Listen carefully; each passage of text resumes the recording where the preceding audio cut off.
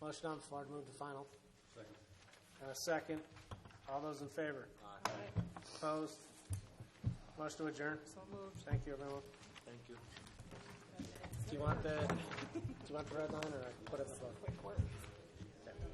So as long as we make sure they sign it. And then clean one with the red one.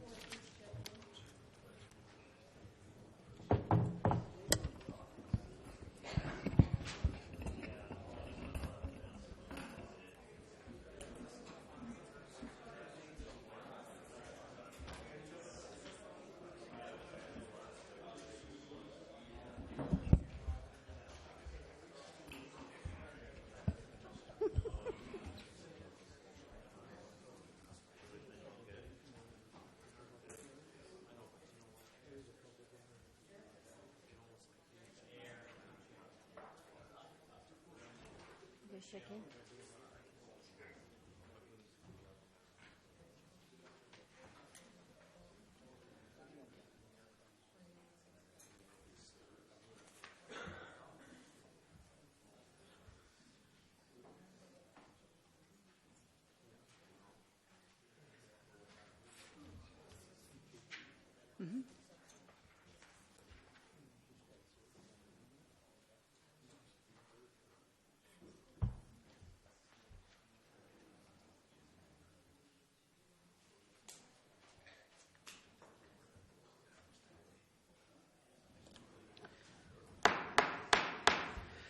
I'll bring the Butte-Silver Council of Commissioners Committee of the Whole meeting to order for Wednesday, December 11th, 2019. Can we please have a roll call? We have 11 present, 1 presiding, and 0 absent. Okay, thank you. Commissioner McDonough, would you please lead us in the prayer and the pledge? Almighty God, we implore you, look upon us and guide us this night as we make decisions which shall greatly affect our community of Butte-Silver. Direct our thoughts, words, and deeds so that we please you and best serve our fellow citizens. Amen. Amen. Allegiance to the flag of the United States of America and to the republic for which it stands, one nation under God, indivisible, with liberty and justice for all.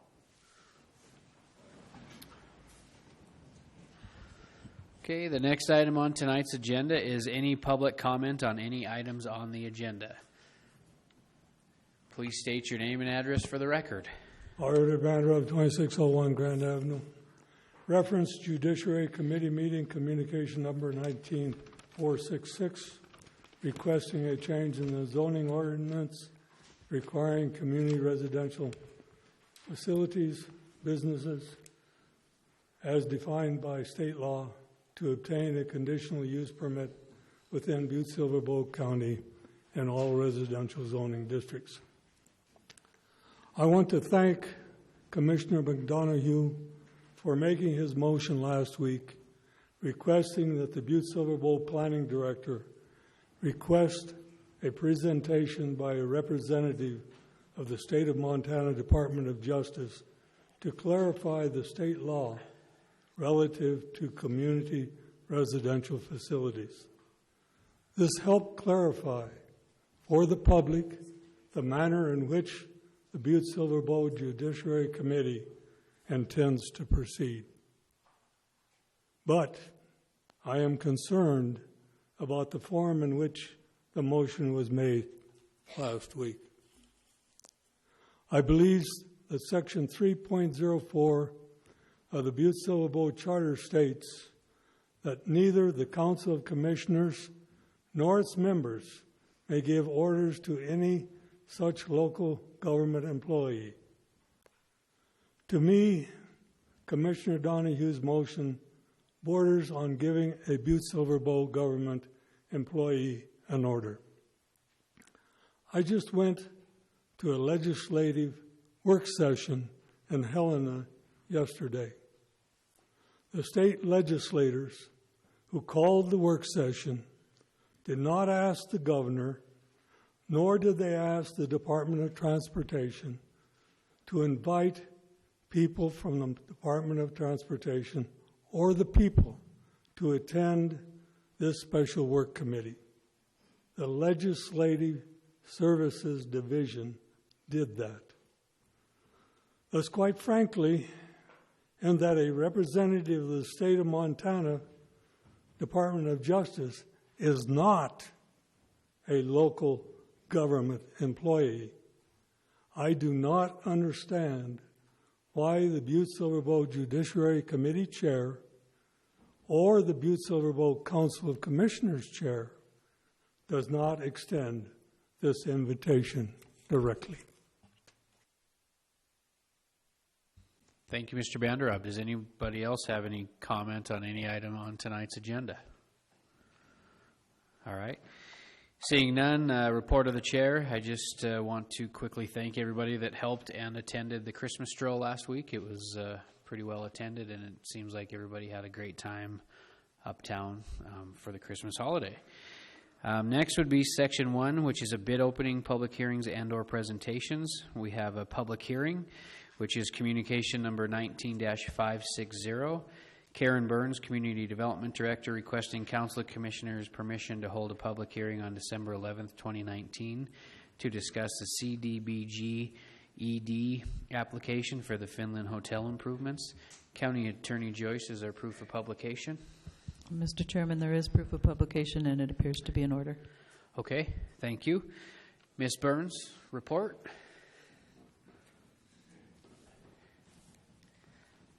Thank you, Chairman Morgan and members of council. I am Karen Burns, Director of Community Development for Butte-Silver Bow. As you may recall, or you may not, just under a year ago, we held a community-wide community needs public hearing. This is a requirement by CDBG to talk about general community needs and possibilities of identified projects that fit under community development block grant funding. As a result of that, we've been working on a preliminary architectural report for the Finland Hotel. They received planning grant dollars from both Main Street and the Community Development Block Grant Program for planning. And as a result, we have completed this report. I won't pass it out, or I won't give you copies. We'll kill lots of trees. But this is a preliminary architectural report for the Finland Hotel. And this document meets all of the CDBG's requirements to apply for further funding. At this point, we've been notified that there is a round of funding in the economic development category of community development block grants that's open for a very short period of time with a due date of December 18th. And so we are in the process right now of applying for those funds as a result of this architectural report that was completed. And so we'll be working on getting that application in. And as a requirement of that application, we need to pass a resolution through this body, and then we also need to have this public hearing to discuss this project in a public forum and allow for public comment on the project. And so that's what we're here to do tonight. The improvements to the hotel are mostly based in life safety and code compliance, and it's also about developing further hotel rooms in the tower that was kind of stubbed off, I guess, if you want to say, for lack of a better term, hotel rooms that have not been open to the public for many, many years. I think they were closed up in around 1980 something. So those rooms could become viable again and make an addition to the hotel. So make it very commercially competitive in our community. So that's what we're looking at with this PAR and with this further funding source that we may be looking at from the Community Development Block Grant Program. The State Department of Commerce has encouraged us to apply for these funds if we're able to get it together. And believe me, when we get that challenge, we say, yep, we're going to get it together. And so we'll get it done by December 18th. I'm here to answer any questions you might have. The owner of the Finland Hotel is here in the audience also in case you have questions for Mr. Adams. But other than that, we'd love to take public comment about the application. Okay, thank you. Does any commissioners have any questions? All right. Seeing none at this time, I'll open the floor to proponents for communication 19-560. If anybody would like to speak as a proponent, now would be your opportunity. Second call for proponents.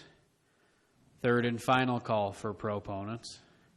Okay, I will move to opponents. If any member of the public would like to speak as an opponent to communication 19-560, now would be your opportunity. Second call for opponents. third and final call for opponents? Seeing none, I will close the public hearing for communication 19-560. Moving on to presentations, which is number one, communication number 19-550, Karen Burns, Community Development Director, requesting Council of Commissioners for 10 of the recipients of the economic mill levy money to give a presentation within 90 days of the project completion on Wednesday, December 11th, 2019. Ms. Burns. Thank you, Chairman Morgan. This is a program that's run very closely with involvement of this community. Council of Commissioners Economic Development Committee, and Dan Olson is the chair of that committee. And so I don't know if he has something he'd like to say about these presentations. The letter that was submitted, I know that I think every applicant has been notified to give their presentation here tonight. I haven't taken roll since I got here. I'm not sure if they're all here, but I would just suggest that you just call them in the order that they're on the letter and ask them to make their brief presentations. The RFQs or RFPs, I guess, the requests for proposals, are available now in the Clerk and Recorder's office for people who would like to apply for this next round of funding. Okay, thank you. Commissioner Olson, do you have anything to add? Thank you, Chairman Morgan.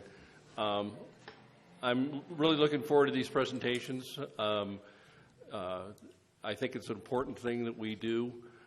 One of the things that we need in this community is more economic development, basically investments in businesses, enterprises, whatever, that create more jobs, bring more economic value into the county, Butte-Silver Bow County, Consolidated County, City County, and those investments should pay off over time. These should be not a return or a grant just to make operations, but something that will grow and invest and return greater amounts than we invested in the first place. So as we're listening to these, think of how these projects that we funded last year have done that.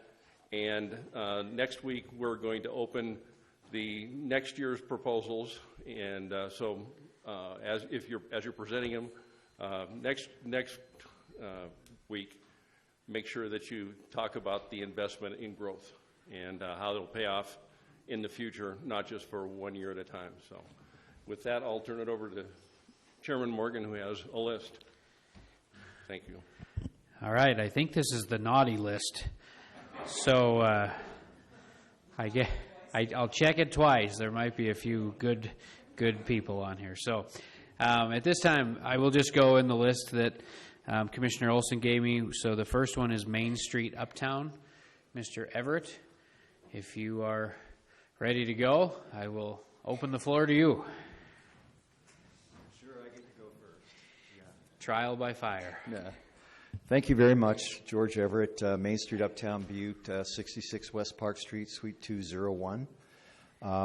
We got funded by the Economic Mill Levy this last round to support the Montana Folk Festival. I think many are familiar with this event, but we had some great success this past year, which we think it was the best that we've ever had in Butte. It was, but this festival has returned about $8 million to the community for about 12 years now, be 13 coming up.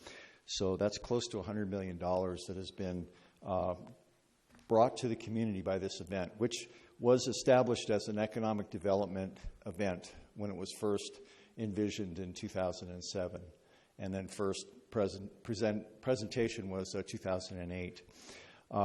The focus that we had this last year was on replacing aging infrastructure. Replacing aging staff comes next, maybe. But we'd had the 2 years before, we'd had electrical surges, problems with electrical malfunctions and things which were alleviated by this investment, which has been beneficial, but in other areas, in electrical, in garbage receptacles, in signage, traffic direction materials. So it's been very welcomed, and it has strengthened the festival, I think, for future years. It has made it possible for us to plan to do it again this coming summer. As I mentioned, this past year is going to be hard to surpass. It was probably one of the best, I think the best festival that has ever been presented. And it's resulted in a lot of infrastructure that is available to other events throughout the rest of the year, too, which others take advantage of. But I'd be happy to answer any questions about this or the festival itself, if anybody would like. Okay. Thank you. Does anybody have any questions? Commissioner Fisher. Thank you, George. Could you tell me how much you were awarded? $10,000. Thank you. Yeah.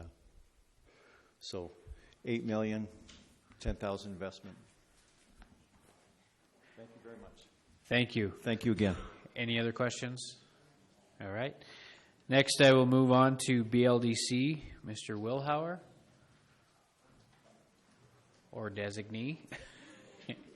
I believe you got $12,500. I'll start this way. Cassandra Sennell, 2913 State Street. I'm the marketing director for BLDC. I have a packet to pass out.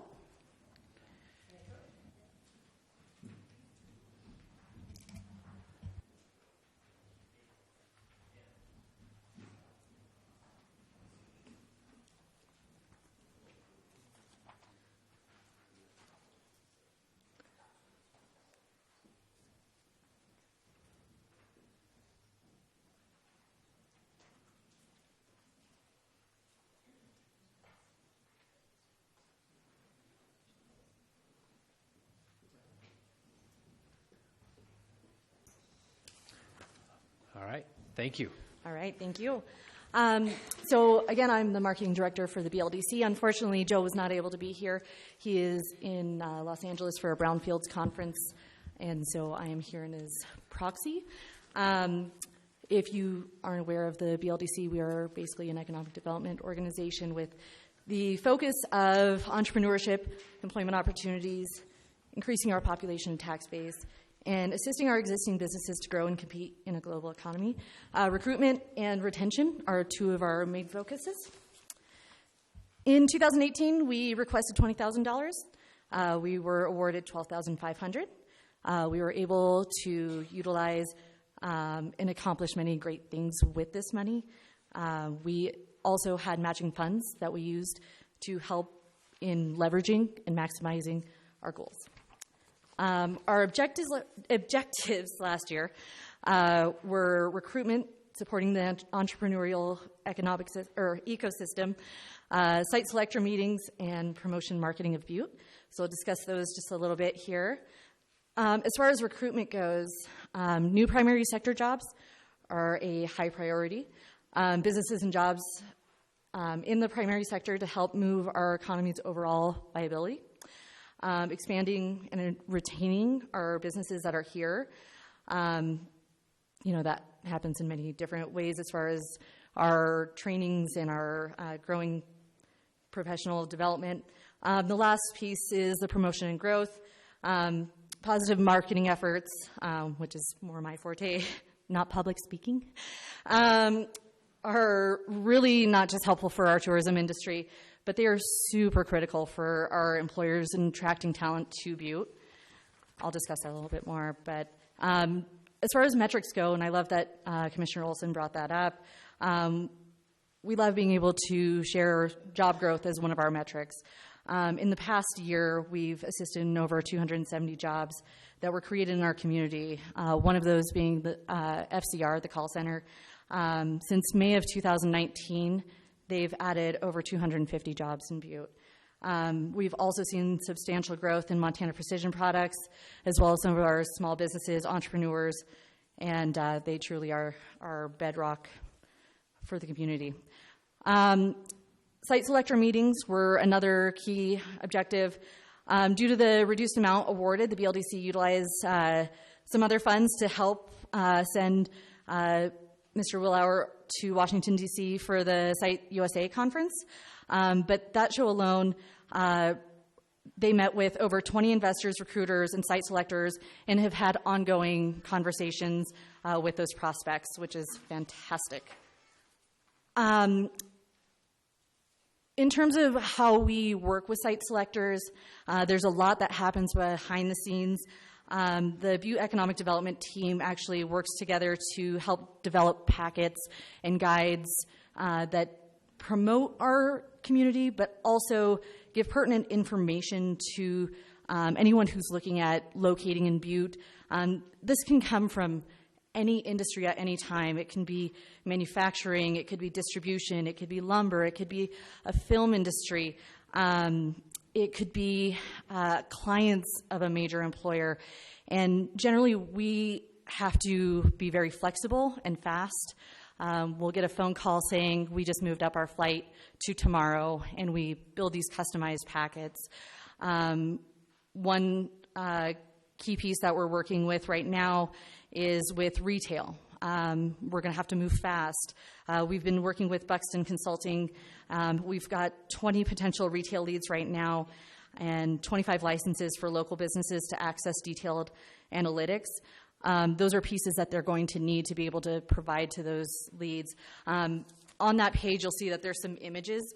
I just showed some. There's redactions and some of the ones that are confidential, but you can kind of see some of the pieces that we've had to help create. Some of them are statistics about our community as far as cost of living, what are our incentives, what are our traffic counts, what is our median population. And so that is a very key component, and the economic development mill levy has helped with that. Our third objective from last year was entrepreneurial ecosystem, really fostering that. We do that through many, many different ways as far as our events, meetings, workshops, discussions, forums, classes, tours. On average, I actually just went through all of this data today, and we didn't really start systematically tracking this until February of this last year. But since February 21st, we had on average over one event per week that we hosted or partnered with the BLDC in 2018. So it's been busy. We had over 2,000 attendees and counting since February as well, which is outstanding. We've had people from out of the state, we've had people from outside of the country, we've had people from around the state, and many, many in Butte that have attended. Three of our most important, or I wouldn't say most important, but three really large events that happened last year. The first one was our Butte Young Professionals Spring Symposium. The year before, we had the Montana Young Professionals Summit that was here, and we had such great feedback. We wanted to make sure that we cultivated more of that professional development here with speakers and presenters, and we carried that on this last spring. The second one was Economic Development Week. We were the only city in the state that actually held any sort of type of organized events surrounding Economic Development Week, and that was something that was actually started from the International Economic Development Council. I have heard that there are other cities that are looking at doing it this year, but we were the first. The third one was Innovate Montana Symposium. This was the first time that it's been hosted outside of its home city in Billings. We had well over 300 people in attendance, which was 100 more than the year before. We were able to showcase businesses with tours uptown, out at the Montana Connections Business Development Park, out at the mine, water and environmental engineering. We showed how Innovate Butte really is, and I think that the rest of the state walked away thinking that they had a little bit more Butte pride. The last one is marketing promotion. This is a little bit more my comfort zone with this one.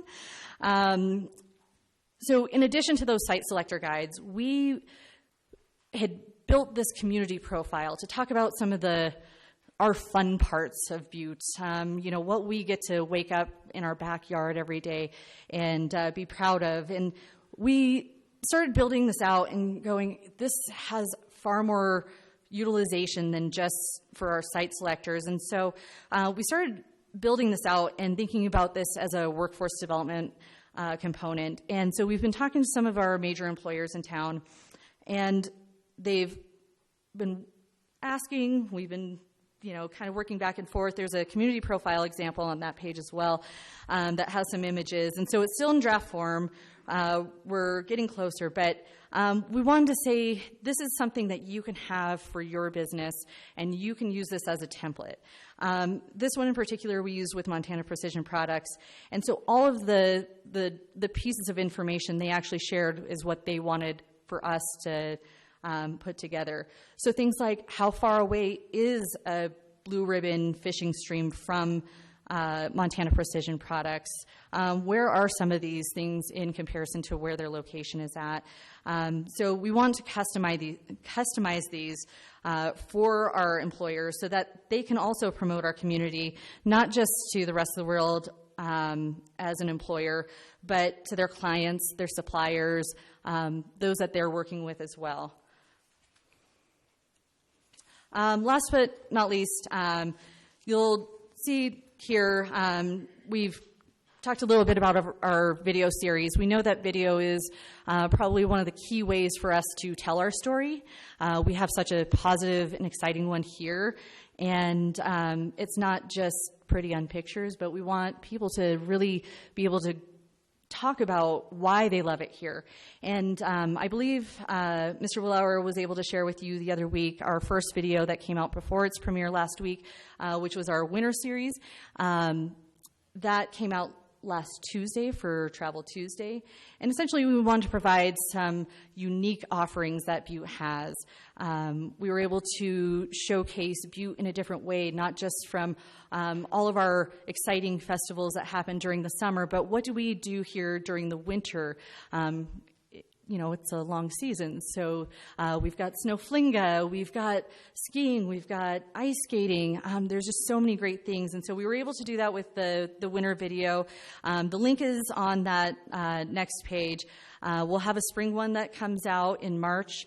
We will have one that comes out in the fall, and the idea is for hopefully people to make plans to come here or to stay here longer, to experience Butte in a really different way than what they may have thought. And what we really found out was that there was also a lot of people in Butte who were also finding out about a lot of these businesses, these activities, these festivals. And so in order for us to tell our story verbatim to others, we got to start doing that internally as well.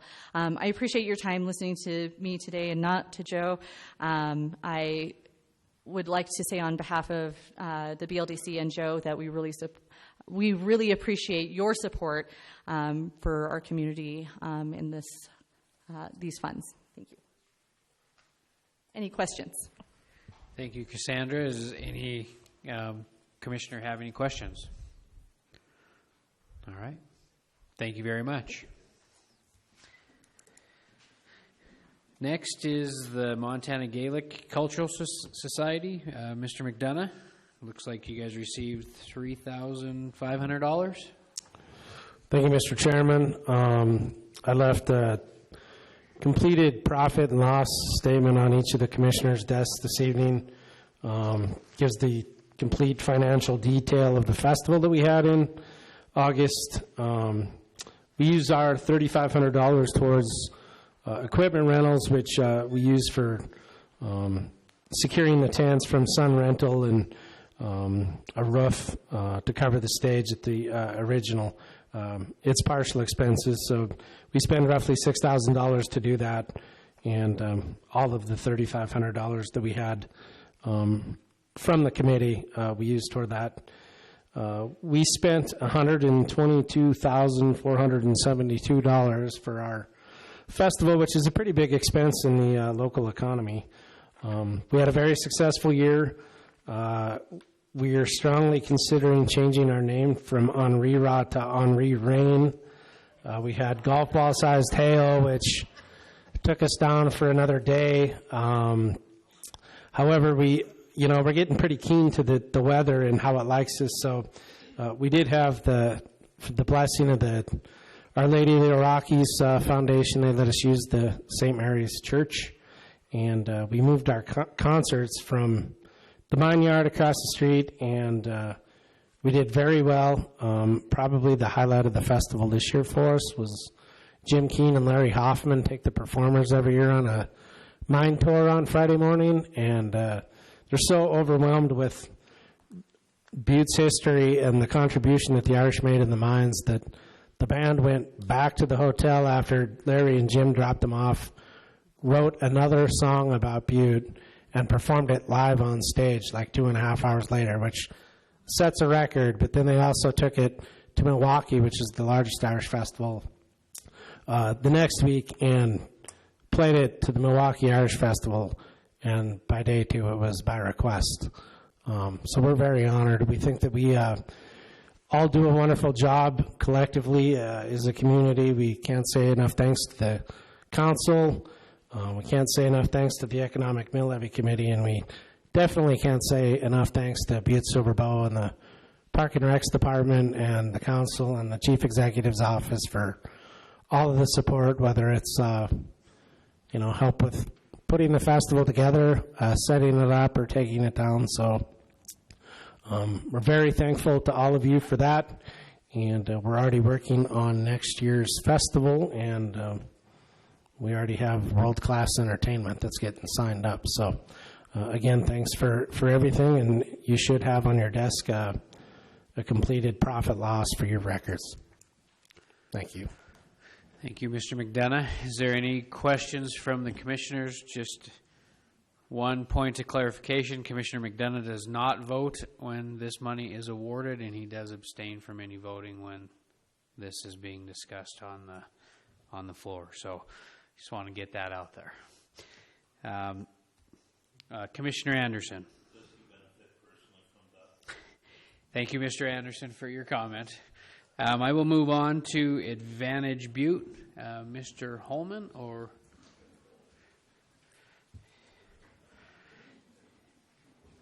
it's all yours. How are you? Good evening, everybody. Mr. Chairman, Chief Executive, and members of the council. I'm Ron Davis, sitting in for Rhodey Holman, who just pulled into Houston, moving his daughter after graduating college to a job down there. So he was unable to join us tonight and asked that I fill in. Advantage Butte has been an organization that was started in 2004, created to create economic development through sports here in the mining city. And our successes have been very many, as we are well over $40 million of economic impact to this community through sporting events that are brought into town. Last year, we received $10,000 from the Economic Committee, and that money went to work for us as we used it to help host the Montana Tech Big Sky Volleyball Challenge. We paid the rent for the Butte Civic Center for the NRA Rodeo Finals. The Class B NC 8-person, as it's called, state championship football game at Naranche, the first time it had ever been held at a neutral site, to a huge success. The money was also used to host the Southwestern A Divisional Boys and Girls Basketball Tournament here in the mining city. That $10,000 that was given to us by the committee was married with money from our 36-plus, now-plus members of local businesses that tax themselves to be members of Advantage Butte of $500 each. And we put the monies together with the money we received from Butte-Silver Bow, and those dollars are what we use to bring these events to town. With the $10,000 that you gave us, we were able to give you a return of $1,024,800. And yes, that is kind of exact because we use a system that has been designed by the federal and state chambers of commerce when it comes to athletic events and attendance at athletic events. So again, $1 million return on a $10,000 investment is pretty fair. Not up to Georgia's standards, but we're trying. So I just want to go there. One other quick note is today, while I was out doing a little Christmas shopping in Uptown Butte, I stopped into a local business, and the gentleman that owns the business asked me about Advantage Butte. And he said, "What do I have to do to join?" And I said, "Well, what would you like to know?" And he said, "Well, every time there's people come into our store, we ask them, what brings you to Butte, or if they're from out of town, or what brings you uptown, or whatever it may be." And he said, probably more than half, easily more than half of the people that say they came to Butte was for a sporting event that Advantage Butte is responsible for. And this business is a new entrepreneurial business, has been very, very successful in Butte, And today he gave $500 to join Advantage Butte because he sees the success in a retail business, not just a tourism business, from Advantage Butte. I want to share that with you because I was pretty excited that we have him approach us, well, actually approach me while I'm spending money in his store to join our organization. We've had a lot of success. We look forward to a lot more, and we are still underway. We have a great slate of events coming up the next couple of years. We're always 2 years in advance. We're bidding tournaments 2 years out between the Civic Center, the MAC, Butte High School, the State Special Olympics. This year was one that we spent the money out of Advantage Butte. It was not part of the money that we asked for from Butte-Silver Bow. We gave $5,000 to pay for their rent of their facilities. Excuse me. I'm choked up. Those are one of those programs that we're so proud to be a part of. So I thank you for your support. I would love to answer any questions you might have about Advantage Butte or about our organization. And again, thank you for all that you do to allow us to make Butte a better place to live. Thank you, Mr. Davis. Does anybody have any questions? Thank you for what you guys do. You guys do a lot. Thanks.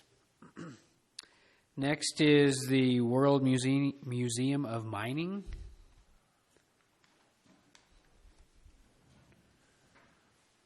And it looks like they were awarded $3,285. Thank you. I'm Jeanette Koff. I'm the director over at the World Museum of Mining. I'm Logan Detting, the president of the board. And if I may, I'm going to pass out what you guys paid for. All right.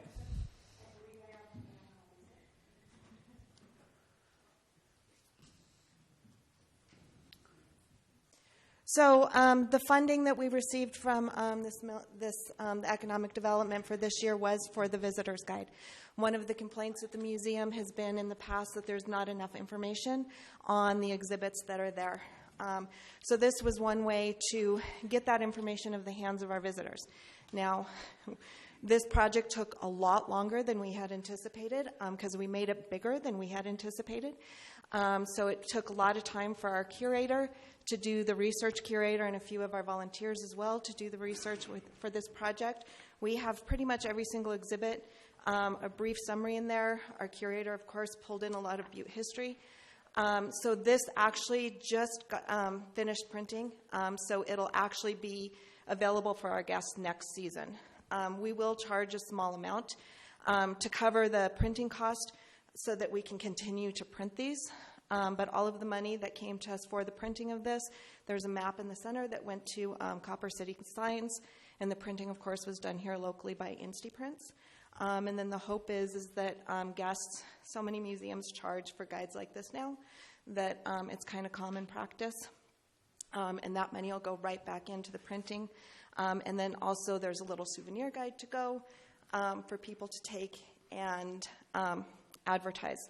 We do have a visitor guide, or a visitor sign-in sheet, I guess, that we ask people to sign out. And our number one advertising method across the board is word of mouth.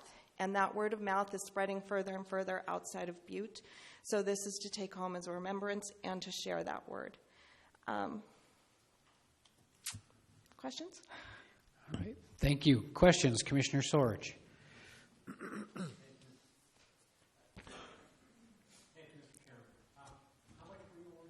$3,285. It covered the full amount of the printing, and then we, of course, paid our part in terms of staffing and things such as that, because our curator has hours and hours and hours within it. And then we also had several volunteers help with the editing and also helping with Write It. Okay, any other questions? Commissioner Callahan. Yeah, thanks, John. Could you give us a number on how many people attend or visit the Mining Museum? This year we broke yet another record, and we had 29,180. Thank you. That's impressive. Thank you. Any other questions? All right. Thank you very much. Yeah, I would like to add one other thing that I forgot to mention. This is also part of this information that's on here is also part of an online program. We have an online, so those that don't want to pay for it, they'll also be able to get the information from there as well and take that home. So I forgot to mention that part. So, Great. thanks. Thank you. Thank you. Next is the Covalite International. Covalite International. Okay. Moving on to Alpha Technology. Is there anybody from Alpha? All right. Welcome. So I'm Dr. Jessica Andriolo, and this is Dr. Jack Skinner. I'm senior technical staff at Alpha Technology. Jack is founder and president of Alpha Technology. I'll just hand out a little flyer, one page. Sure. And just so everybody knows, Alpha Technology did receive $8,000. So Alpha Technology is a company really based on technology development here in Butte. Jack and I work up at the school at Montana Tech, and we do a lot of research, and we generate a lot of intellectual property and patents up there. But those patents just sit at the school unless a commercial company comes in and pays the school a fee to license those patents and create commercial products that can then be disseminated to the public. And so Alpha Technology really allows this to happen. It's really a company that wants to create Butte jobs using Butte technology and hopefully disseminate that technology to the rest of the world. And so Alpha Tech has some of its own intellectual property as well. In the last year, Dr. Skinner developed a chemical injection unit for the petroleum industry. That was delivered in January and replaced the existing technology on the well site, and it's still out there. And Alpha Technology signed contracts, and so that technology and the money developed for it is really going into making more of those chemical injection units right now. So last year,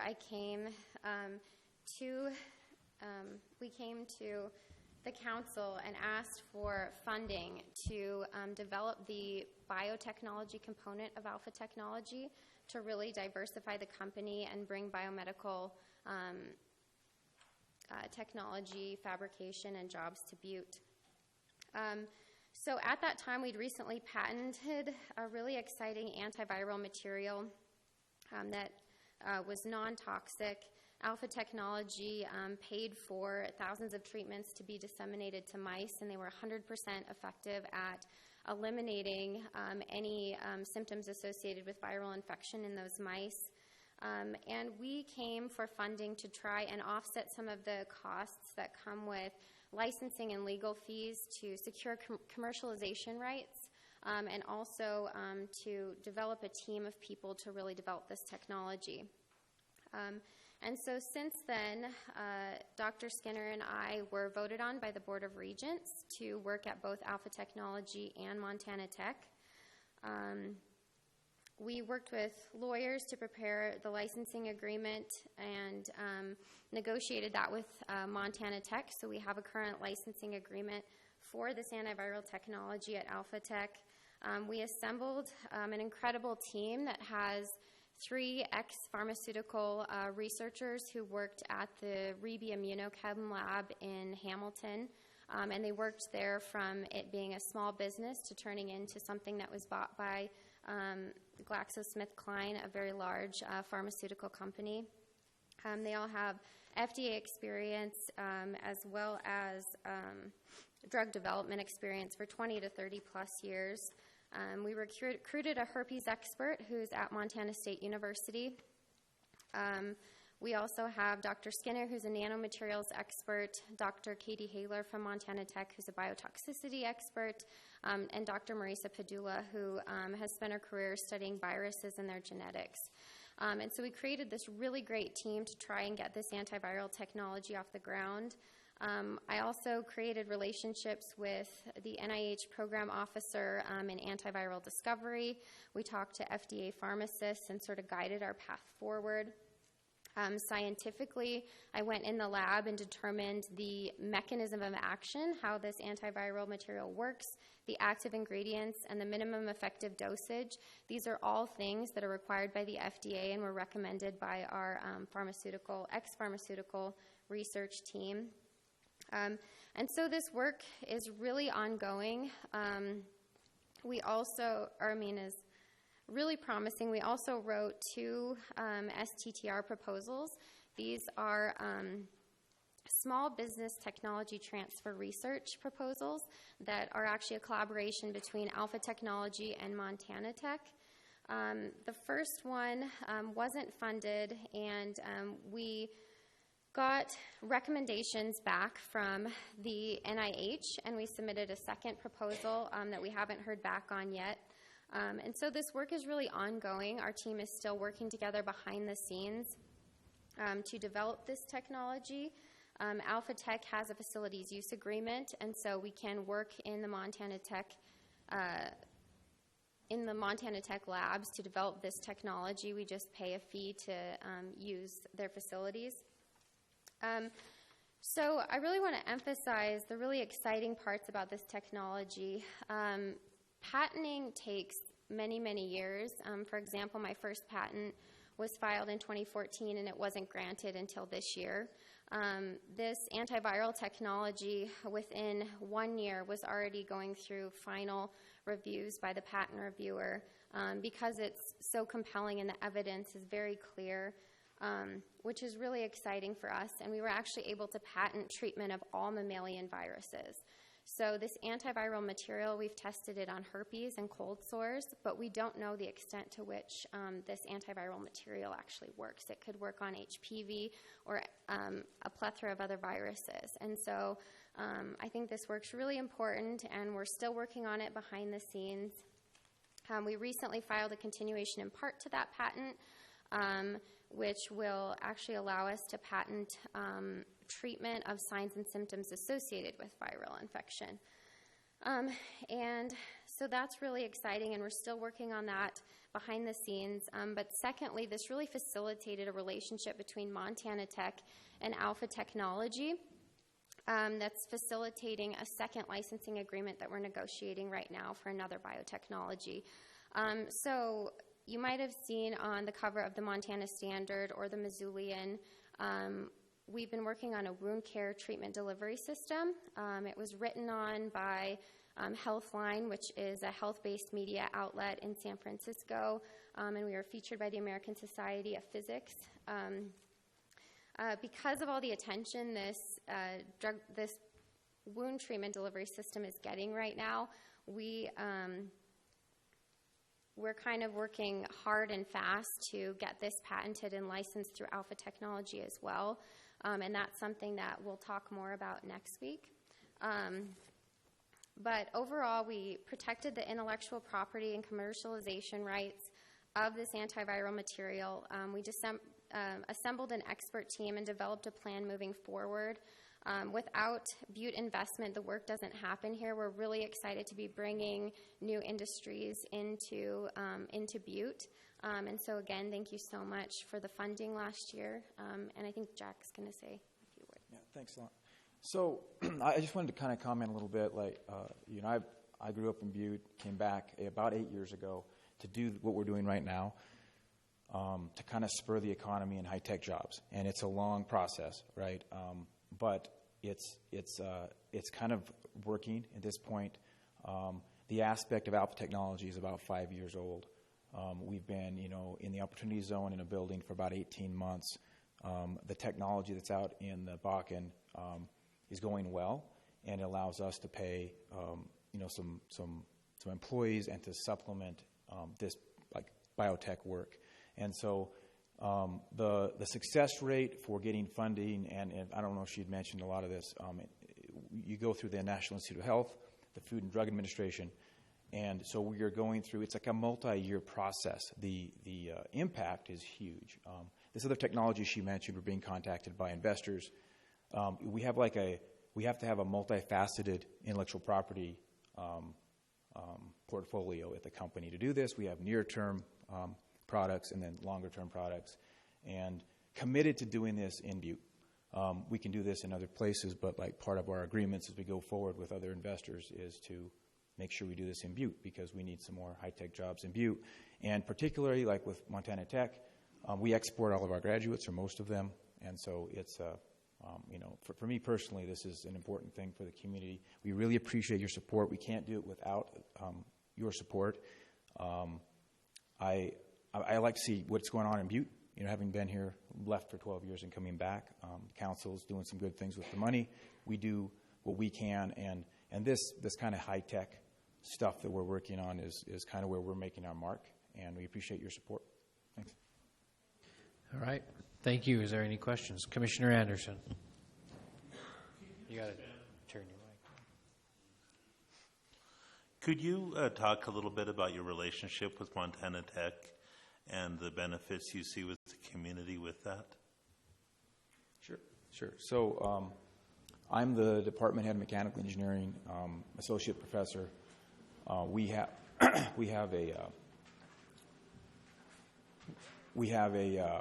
a new lab up there, nanotechnology lab. It's about $7 million investment, supported by the state, supported by private industry. What universities do in communities, right? I mean, Montana Tech, we serve the people of the state by educating leaders and helping the economy, right? But we export a lot of these. What happens in universities in terms of tech transfer, or I'm going to say intellectual property development, is that you take that, and it happens in other universities in the state and in really large universities, where that intellectual property that you develop at the school, and we do scientific research. We publish journal articles, right? And we do a lot of interesting research, but one recently got a lot of publicity around the world, and that's fun. But that is a scientific research project that leads to other discoveries. There are very few papers that we write that we don't patent something in there, because we can do two birds with one stone if we're careful with what we do. So our relationship at Montana Tech, and in our negotiations, which we just talked to the Vice Chancellor of Research last night for a couple hours, what's good for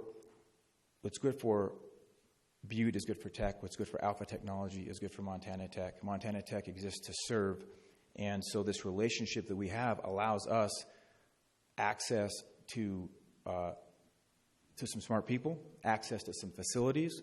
We have a use agreement, so we have some really nice facilities that the state has developed and we've developed, and we have really cutting-edge equipment and facilities at Tech. And so as a company, like a startup company in the town, what we want to see is, we use the facilities at Tech because we don't duplicate them. They're too expensive to develop on the private market, and we use that. So we leverage, there's a $7 million facility that I've been developing for 8 years, and we are, within a few weeks, going to start gowning up. And if you want to see it, come up and check it out. You can't do that at a private company right now that doesn't have tens of thousands of dollars to invest in facilities.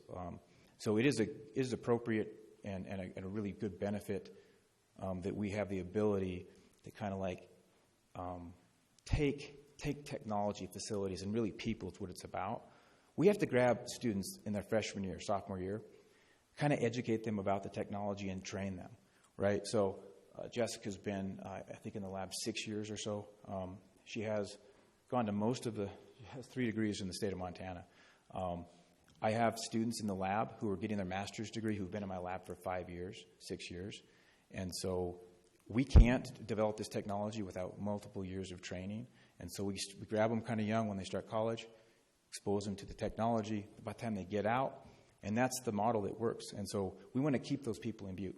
And we got to keep them in Butte by bringing money from outside of Butte and outside of Montana. And so, it's a multi-year. It's 8 years. By year 10, we're going to be pretty good. This is going to be an exciting year for us in the town. So I don't know if I answered your question. Thanks. All right. Any other questions? Thank you both for coming tonight. Next is the Miners Hotel. They received $2,500. Welcome. Thank you. I'm Ted Ackerman. I have the Miners Hotel and Speakeasy at 53 West Park Street.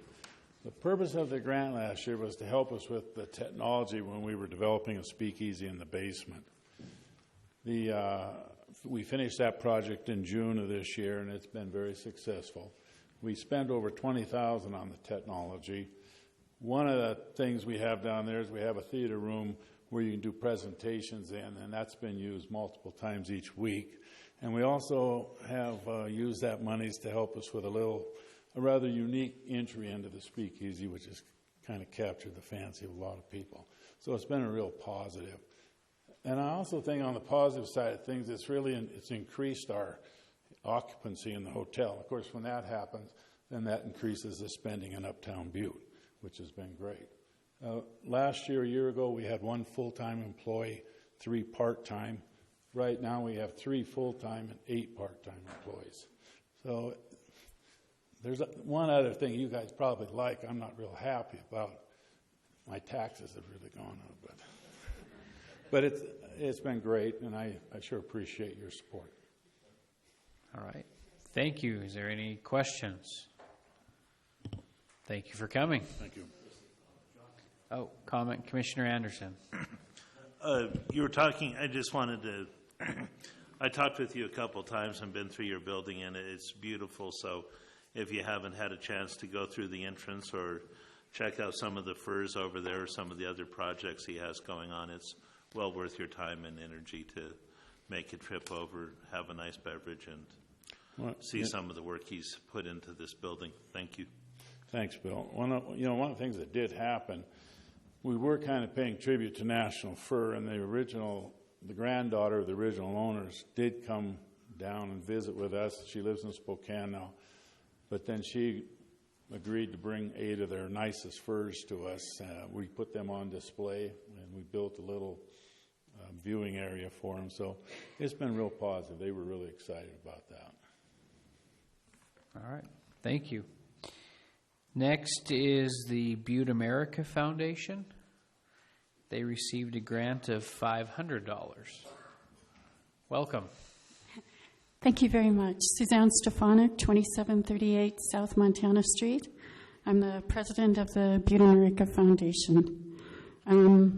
We do the parades, the 4th of July, the St. Pat's, and the Halloween parade. And at our board meeting last week, it looks like we might do a Miners Union Day parade as well. It'll be our 5th anniversary, and so we want to celebrate it. We also took over the Butte Labor History Center, and we have all their assets, and we hope to showcase them on the 2nd floor of the Carpenters Union Hall, where we're headquartered across the street. We've been gradually refurbishing the entire upstairs, working with the foundation there, and it's been an adventure, as you might guess. But our main focus is KBMF, the radio station across the street, and it's a low-power, non-commercial educational station. We've trained over 140 volunteer DJs and commentators. It's an open forum. Anybody can come. Anybody can talk about whatever they want. There are a few words that the FCC won't let us use, but other than that. So, but we discovered that we were among the most successful of these stations in the state, and that there are a good number of them, well, maybe a dozen, that are trying to start up. A number of them are native oriented, and we've been working with them and visiting them. We wanted to put together a conference to bring them all here, to pay travel for them to come and to feed them, and to like a 2-day seminar to both answer questions and build knowledge base, but also to create a network so that there could be a constant exchange. We had requested $5,378.16. We're very happy to receive the $500, but as you might guess, it wasn't quite enough to pull this off. So we've set the money aside. We're still working with all of those other stations. We plan to, we think within the next year we should be able to get enough funding together to do the conference the way we had originally thought that it would be best to do it. So that money is absolutely set aside. Okay. Thank you. Any questions? Thank you for coming tonight. Thank you very much. Next, we will go to the Science Mine. They received a grant of $1,250.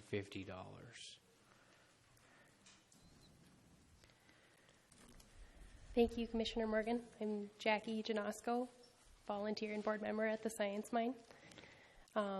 Thank you, Council, for the $1,250 grant award for the Science Mine. For those that don't know, we're a hands-on science discovery center up in Uptown Butte, in the basement of the Sears building. We opened in 2011 and have since just been open for the enjoyment of local families. And recently we started garnering attention for spring field trips. With the $1,250 grant award focused on marketing, we were able to purchase a light pole banner that's proudly flying outside of 3060 Granite Street. It's bright yellow.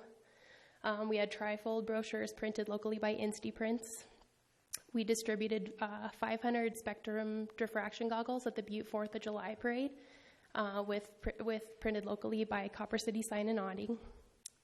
We purchased 500 reusable membership cards, and then we moved to an annual membership. We're now open year-round. This was the first year we had a summer program, open Tuesdays and Thursdays for July and August. And with the last of it, we purchased materials for construction of 3 satellite exhibits. It's a wind tunnel, and since we constructed it, it's been one of the most popular exhibits.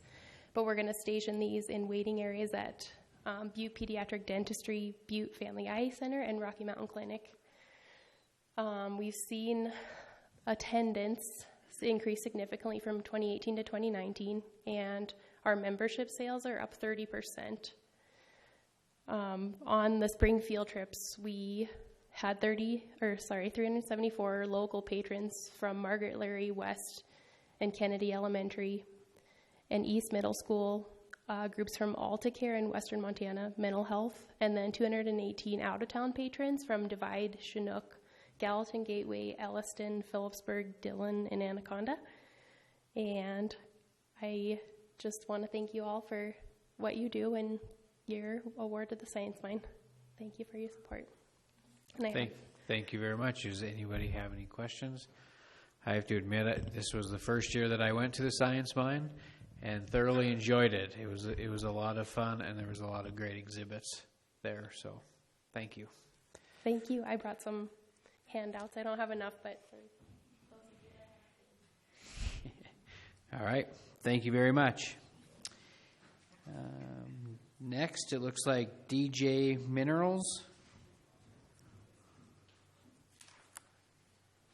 They received a grant for $1,250. Welcome. Good evening, Council, Commissioners, and Chief Executive. Thank you for your award of the monies last year. We're still developing the product line that we are using those to expand. We test marketed the product line with the Butte-Silver Chamber of Commerce, the Montana Tech Mineral Museum, and a major retail tourism shop in West Yellowstone. The initial results of the test marketing were very good. The sales were approximately 90% of the products that those stores received have been sold. So it's very promising. These represent Butte and mining and its mineral heritage history. Everything is labeled made in Montana and very specifically Butte, Montana.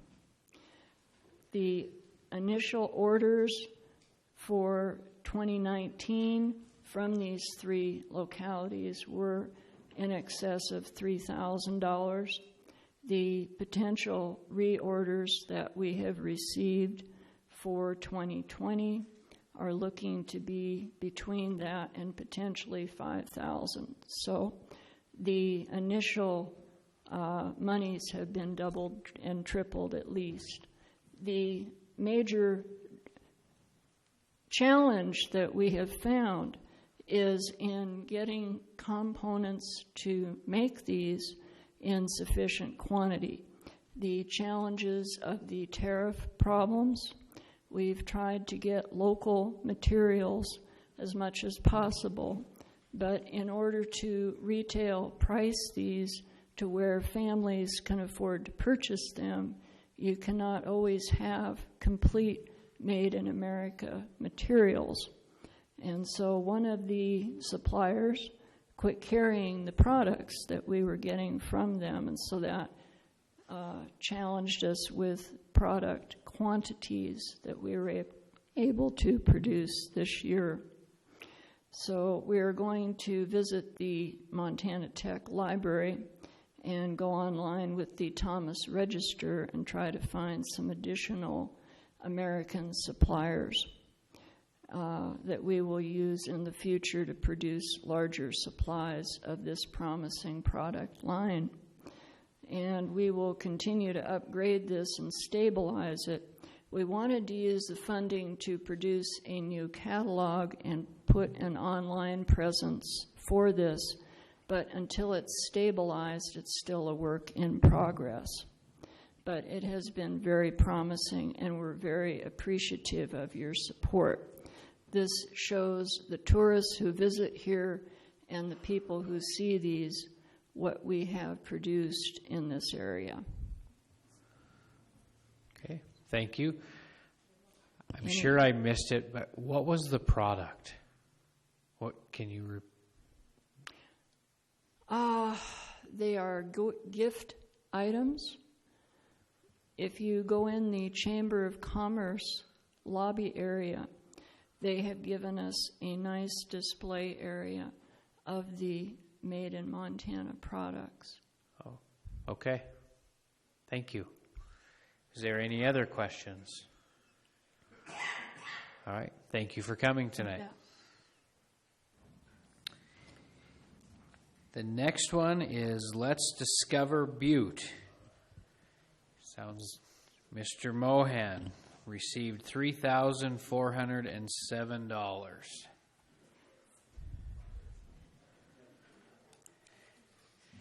And we got Mr. Fisk here tonight, ladies and gentlemen. How you doing? Good. How are you? For those of you that do not know me, I'm Pat Mohan, and I'm a proud owner of the Myra block, which was built by my grandfather back in the early 1900s. And we've turned it into a tourist attraction, and I don't know how to use this thing. I think you just turned it off. Up. Yeah. Anyway, as we move forward a little bit, of course, you know Mr. Fisk. He's the sidekick of the program. But we started in 2004 on tourists, and they actually moved into the Myra block, the tin shop, and the cabbage patch in 2005. So we've been in operation for tourists. We do appreciate the funding that we did receive, and we put it into, spread it out throughout the program and figuring out it used. Did I turn it off?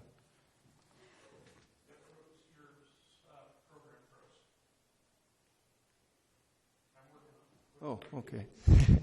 Anyway, I did that last night too, so don't worry about it. We've increased the tourist attraction to the areas, and we've built it in by word of mouth, and then of course we have a lot of literature put out and stuff like that for the program. For those of you that have not seen it, you're all welcome to a tour on it. And the program that we have is educational. That's why Mr. Fisk is here. You want to drop on some of the education?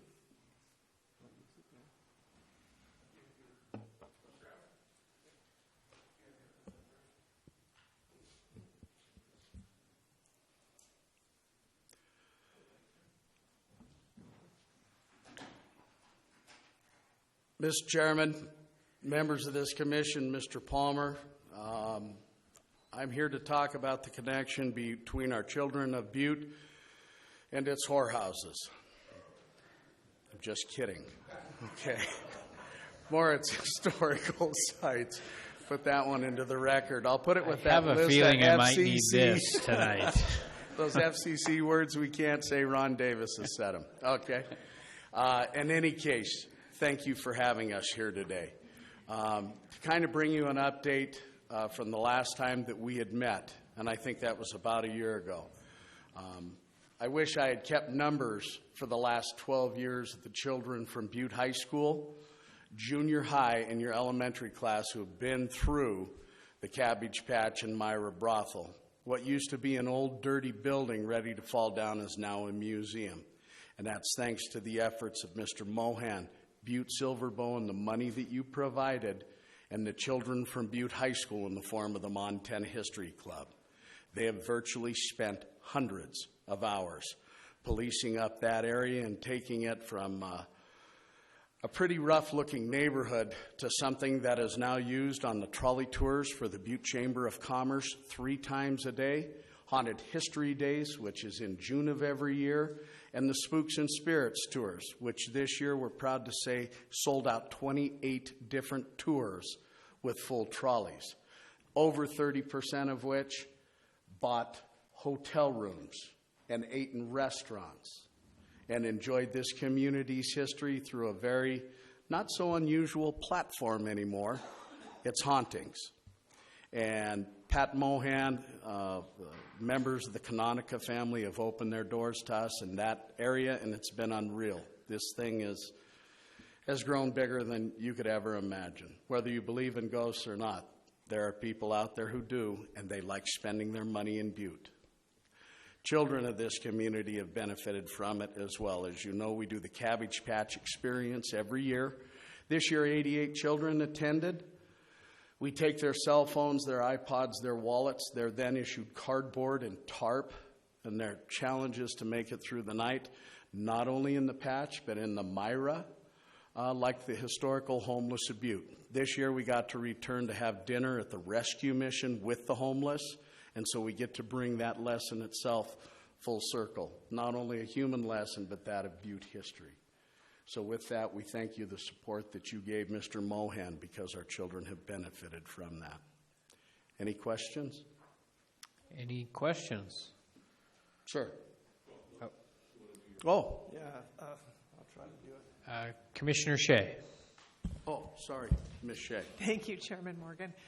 I just have to say, from a personal level, all of my kids went through the history club, and they are carrying a great love of Butte history into their adult years, and I think that's really important for us to perpetuate that generationally, and I'm happy to say that my children are going to be the next generation of my family doing that. Thank you very much. Any of the members take the Spooks and Spirits tour at all here? Josh, I think you did once, if you remember it. You did.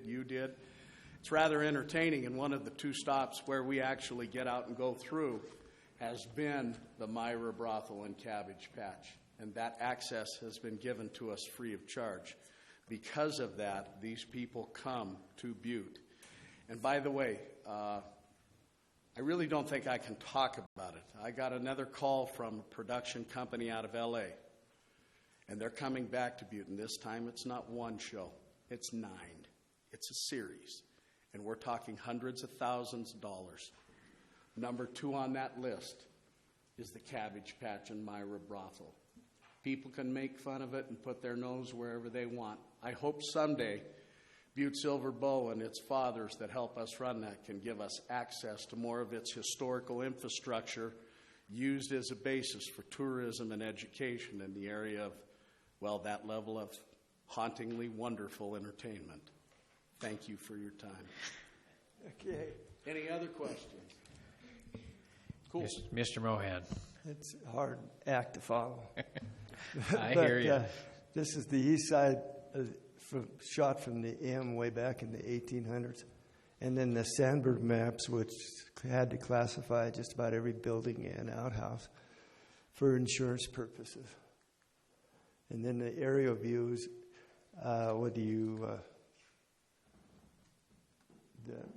is there not a red? Okay. The area views, it's right next to the Colorado mine. That's the dump, and then as you look all the way down that, on the right-hand side, you'll see the cabbage patch, which had over 240 structures. On the right, you'll see it used to be the Arizona Hotel at the top, and then the other buildings, and then, of course, the Myra Bach and the cabbage patch out back. Whoop, I break it again.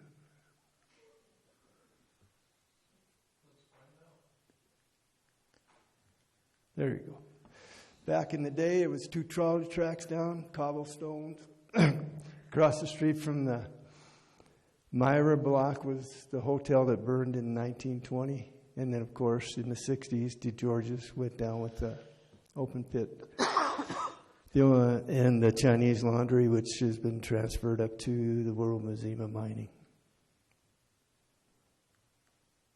And this is when they tore it down in the late 1938, 41. And, of course, what now sits there is the Silver Bowl Homes.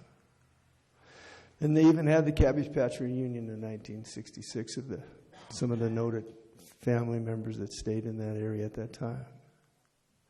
And, of course, the Myra block, that's the marquee at the top. My grandfather called my grandmother Myra. Her name was Mary.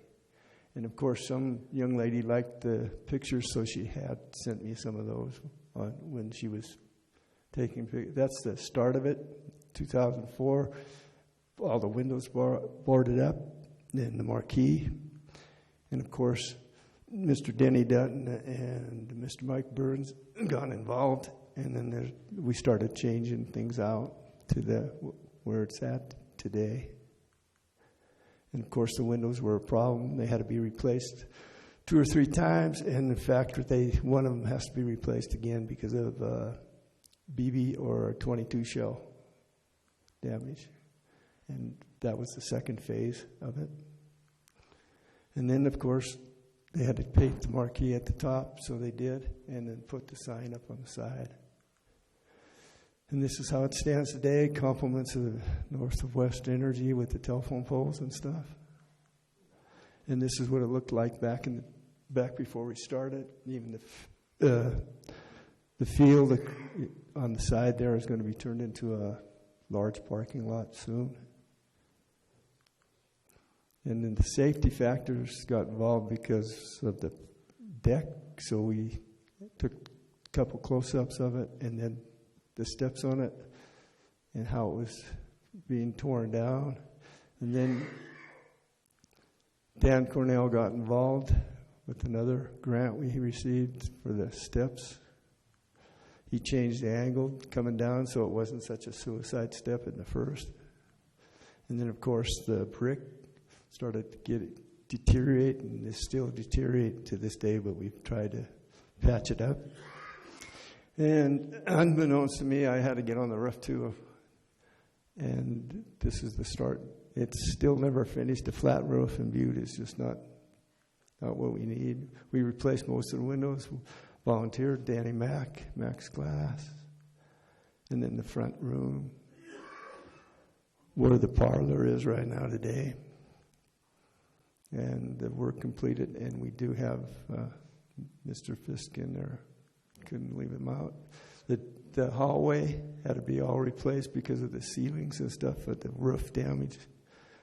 And that's, as it goes through the rooms, the final product. And the work. And the next one, there were called secretaries back in the day, and they rented out the rooms and the ceilings. And we tried to do it the hard way this time, and as we progressed through, we turned that one into a reading room where I have all kinds of information on Butte and the ceilings. And, of course, that was the original stove in there in 1991 when I came back. And then as that room progressed, we now call it Tony's room. That's where my Uncle Tony's memorabilia is placed. The tin shop built by my grandfather can still be operational, people tell me, but it's on display right now. And then, of course, the cabbage patch was out back where the kids do stay and the tourists do like it. And there's actually 2 of them on display that you can see the memorabilia for the miners and stuff. And then, of course, the kids that come. They've been coming there for over a decade. And the next projects we have for the Cabbage Patch is, of course, the roofs. This is an aerial view on Google showing you the 3 Cabbage Patch out back and, of course, the Myro. The buildings that they actually lived in back in the day were converted to garages, but we discovered when we were trying to make up another display that the walls are on the dirt, so we have to put it on concrete in order to save it. The garage doors, and the door on the side, we were hoping to put it on, back, take the garage doors off in the future. And that's the second one. Of course, all the roofs, the doors. In the last windstorm, the number 3, you can see the roof has to be replaced. And that's the cost of what we're looking at in the future. And of course, there's other areas that have to be replaced with the roofs. And the building was built in 3 phases, and one of the phases is the black you see there. And of course, it's always a constant problem with the roof. Thank you very much. Thank you. Any other questions? All right. Thank you for coming tonight. Thank you. Thank you. I believe that concludes the list of applicants that I was looking for tonight.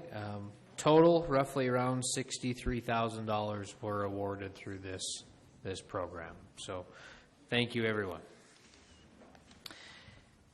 Next item on tonight's agenda is Communication 19-568.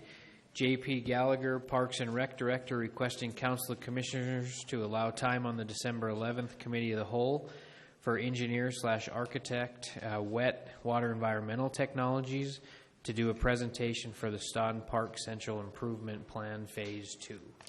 Mr. Gallagher. Chairman Morgan, Commissioners, thanks for having us today. We're presenting to you as we're getting prepared to get into Phase 2. This is the $4.5 million generous donation that the Washington Foundation has given to Butte-Silver. We've got through the schematic deliverable phase. We're looking at starting to get into the construction phase of this next phase of our project. That will include the golf course clubhouse, the golf course itself, the Vietnam Memorial, and different areas around there. So, as you can see, I'm not great on talking today. I'm kind of defying doctor's orders being up here today, so I'm going to let somebody else talk that can really explain where we're going with this project. So today I have Anthony Lazlovich with WET, who is our engineer on the project, and also Jason Davis and Ben Kennedy from SMA, and they're the architects that are working with us. Thank you, JP. Mr. Lazlovich. Chairman Morgan, members of the council, Mr. Chief Executive, my name is Anthony Lazovich. I am an engineer with Water and Environmental Technologies, and we have the pleasure of continuing to work on this project, the Stodden Park Central Improvement Plan, Phase 3, and we're here to discuss a project delivery method that our team has identified that we'll be using on the construction of the new Highland View Clubhouse. Just an overview of the project, owner being Butte-Silver Parks and Recreation Department, head up by J.P. Gallagher and Company. And this was all made possible by the generosity of the Dennis and Phyllis Washington Foundation, along with our friends at Montana Resources. We're the engineer on the project, and SMA is our architect. So we come to discuss alternative delivery project method, general contractor construction manager, also known as GCCM.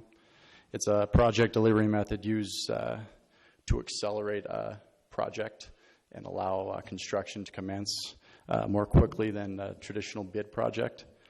Project owner hires a contractor to provide feedback during the design phase before construction starts, and then move on with the management of the construction of the project.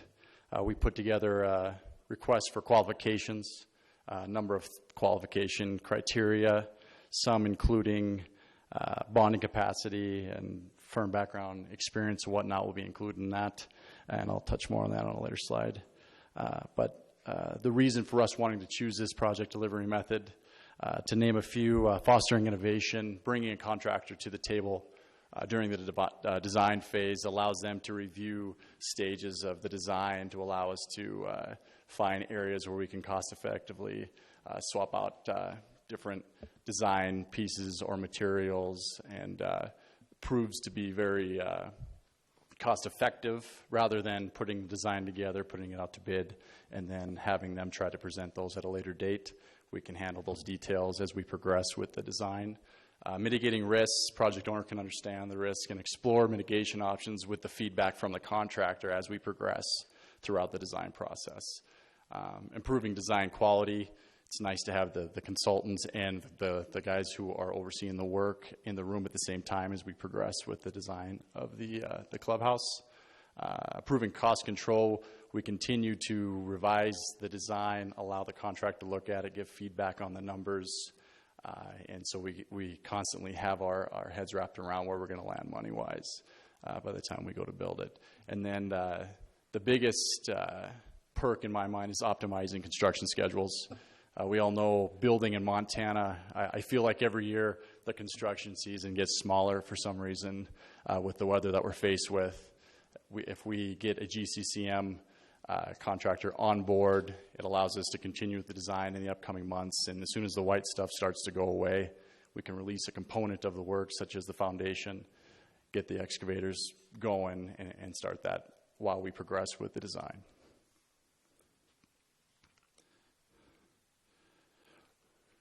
Some of the items that we list in the RFQ: bonding capacity, firm background, firm experience, and of course GCCM fees, which is negotiated upon the selection of a qualified contractor.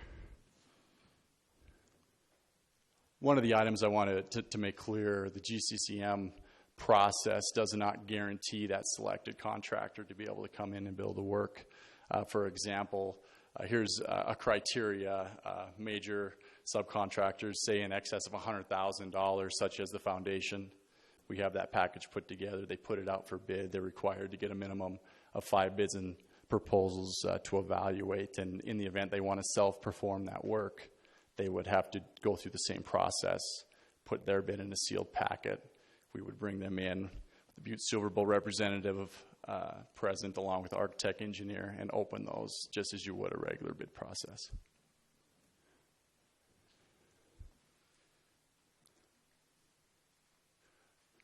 So Jason Davis with SMA has had a lot of success with the GCCM process here in Butte, working with the school district, and he's going to get up and give you a couple points on his success with this process.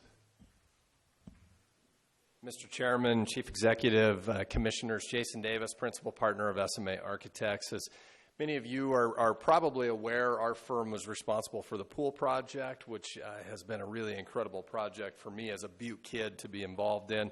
Also been very fortunate to be the architect on the $35 million bond work for the school district and the K-8 safety security improvements and East Middle School renovation. As many of you I know, we did decide to go through a GCCM process on that project. So these guys wanted me to come and just talk about some of the successes that we've seen with that process thus far. As many of you know, we were able to execute 3 of those elementary safety and security projects over this previous summer. Because we did the GCCM process, we were able to do those 3 schools because we were able to get early bid packages out, able to procure materials and systems that otherwise would have taken too long to get those done over last summer. In addition to that, of those, all the contracts left on that project, I'm proud to say that 94% of those contracts went to Butte subcontractors, Butte suppliers, et cetera. The 6% that did not go to Butte contractors, frankly, were for materials or systems that just aren't available in Butte. For instance, the clock bell system. It's a new system in the building. Really, there are no vendors in Butte that we could procure the clock bell systems through. In addition to that, our GCCM was able to partner subcontractors within the Butte community that otherwise couldn't have bid the project due to not enough people on their staff, not enough workforce on their staff. Our GCCM partner was able to partner those subs together to allow them enough capacity to bid the project, which again is why we had 94% success on that.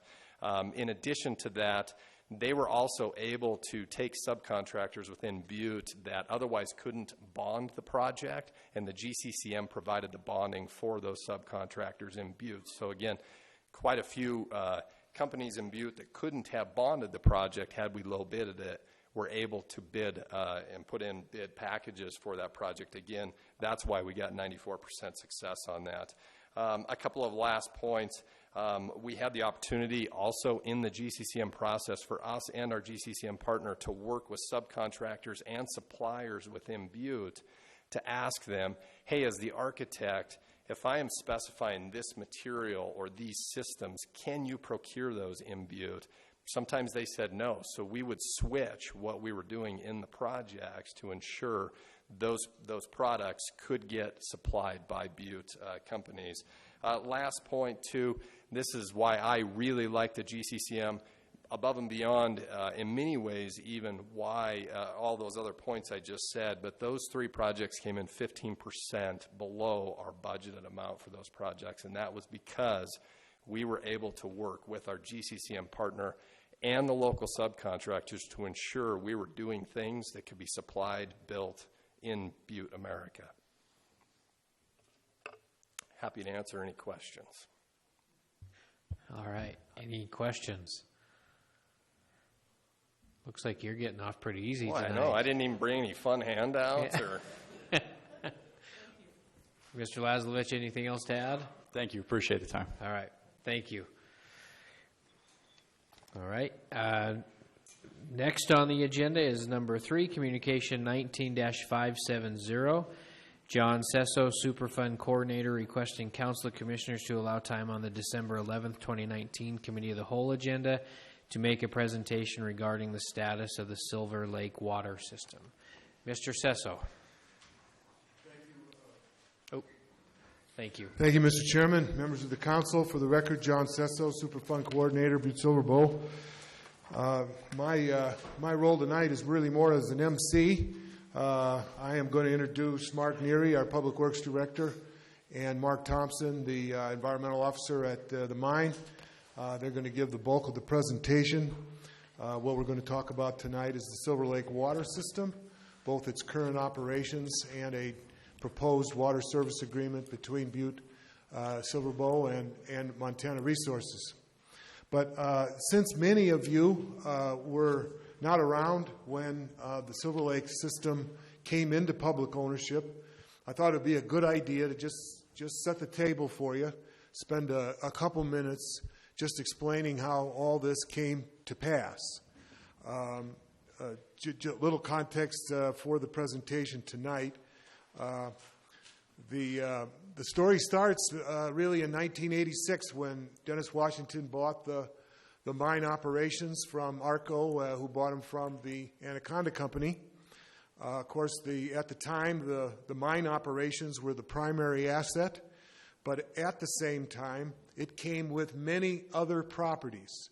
And two of those properties were the Butte Water Company, which was the system that supplied drinking water to all of our citizens, and the Silver Lake water system, which was a prolific, very ingenious system that got water out of the Pintler Mountains and delivered up to 55 million gallons a day to the Anaconda smelter operations and then subsequently the weed concentrator here in Butte. It was a hell of a system, and that then was placed in Dennis Washington's ownership as part of that transfer in 1986.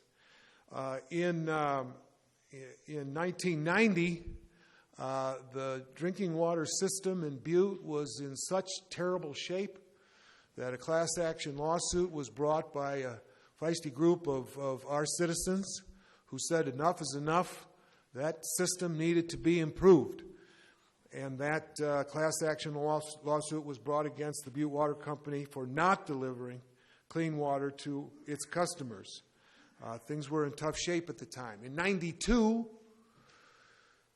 Butte, as a community, took the bull by the horns, as we are wont to do, and our local government, working with the Montana Energy Research and Development Institute, went through a process to acquire the Butte Water Company. And that started now a nearly 27-year process of spending in excess of $120 million, about a third of it coming from our ratepayers and two-thirds of it coming from the NRD program, on a series of investments that resulted in all our, what was the worst drinking water in the state, to what I would say, and I think many of us in the room would say, is the best drinking water that anybody can deliver now anywhere in Montana, and I'd say in the Northwest. We have a hell of a system now, and it's working well, and it started by our citizens taking over that system. But still, at the time, in the 90s, that class action lawsuit was not yet settled. So in 1976, one would say this kind of stars came together, and a few things were happening in town. One, the ASME plant, the silicon plant, had just announced that it was coming to Butte, and it needed a source of water. We had just recently put together our TIFID, our industrial park, and we needed a source of water to supply to those industrial customers. ARCO was trying to settle its lawsuits with the state relative to natural resources and wanted in-stream flow water for the Clark Fork River watershed. Dennis Washington obviously wanted to settle this lawsuit and continue his mine operations long into the future. And the class action litigants wanted to get it settled as well. And so the settlement came of age in 1996, and the heart and soul of the settlement was the transfer of this other asset, the Silver Lake water system, from Dennis Washington and the mine to public ownership. And it was done so that this tremendous asset could be used for the betterment of Butte. And the goals were set up at that time, and it's really gratifying to be able to report that we have achieved those goals. First and foremost, we needed to provide the mine with water long into the future so it could sustain its operations and continue to be a lifeline of our economy here in Butte. As I said, we wanted to have water then and now so that we could attract customers to our industrial park in Silver Bow. And Mark Neary will have more to say about that. For individual and what we call new industrial customers, so we could develop our economy. Third, we needed to make sure that those who relied on the Silver Lake system and the direct flows for irrigation at local ranches would continue to have their water. Fourth, to provide water for in-stream flow on the Clark Fork River and watershed and all of its tributaries. And then lastly, to provide additional money that went in through the transfer. The transfer of the Silver Lake system was one big thing that happened in the settlement, but then from that point forward, the mine started paying for water, and the payments for the water then went in to make additional improvements to the drinking water system. And that amassed to about $6 million before all was said and done. So that's where it all started. The Silver Lake system is a public asset. It's owned and operated by Butte-Silver. And tonight we want to describe and explain the current operations our current customers, who operates the system, so you guys know who to call if you have any questions. And then we have a proposed water service agreement to get a new customer, which is our first and foremost customer, Montana Resources, who wants to do additional business with Butte-Silver Bow. So with that, I'll introduce Mark Neary, and he can start on his part of the presentation. Thank you, John. Mr. Neary. Chairman Morgan, members of the council, Chief Executive Palmer, for the record, I'm Mark Neary, Public Works Director. I will give a very brief description of the Silver Lake water system. The two forms of water that fill the Silver Lake are Storm Lake and the Twin Lakes diversion, along with runoff from the Pentler Mountains. We can gravity feed Montana Resources up to 5.6 million gallons a day without pumping. A lot of the questions were about the electrical costs and stuff, but for the most part, most of the time, we gravity flow.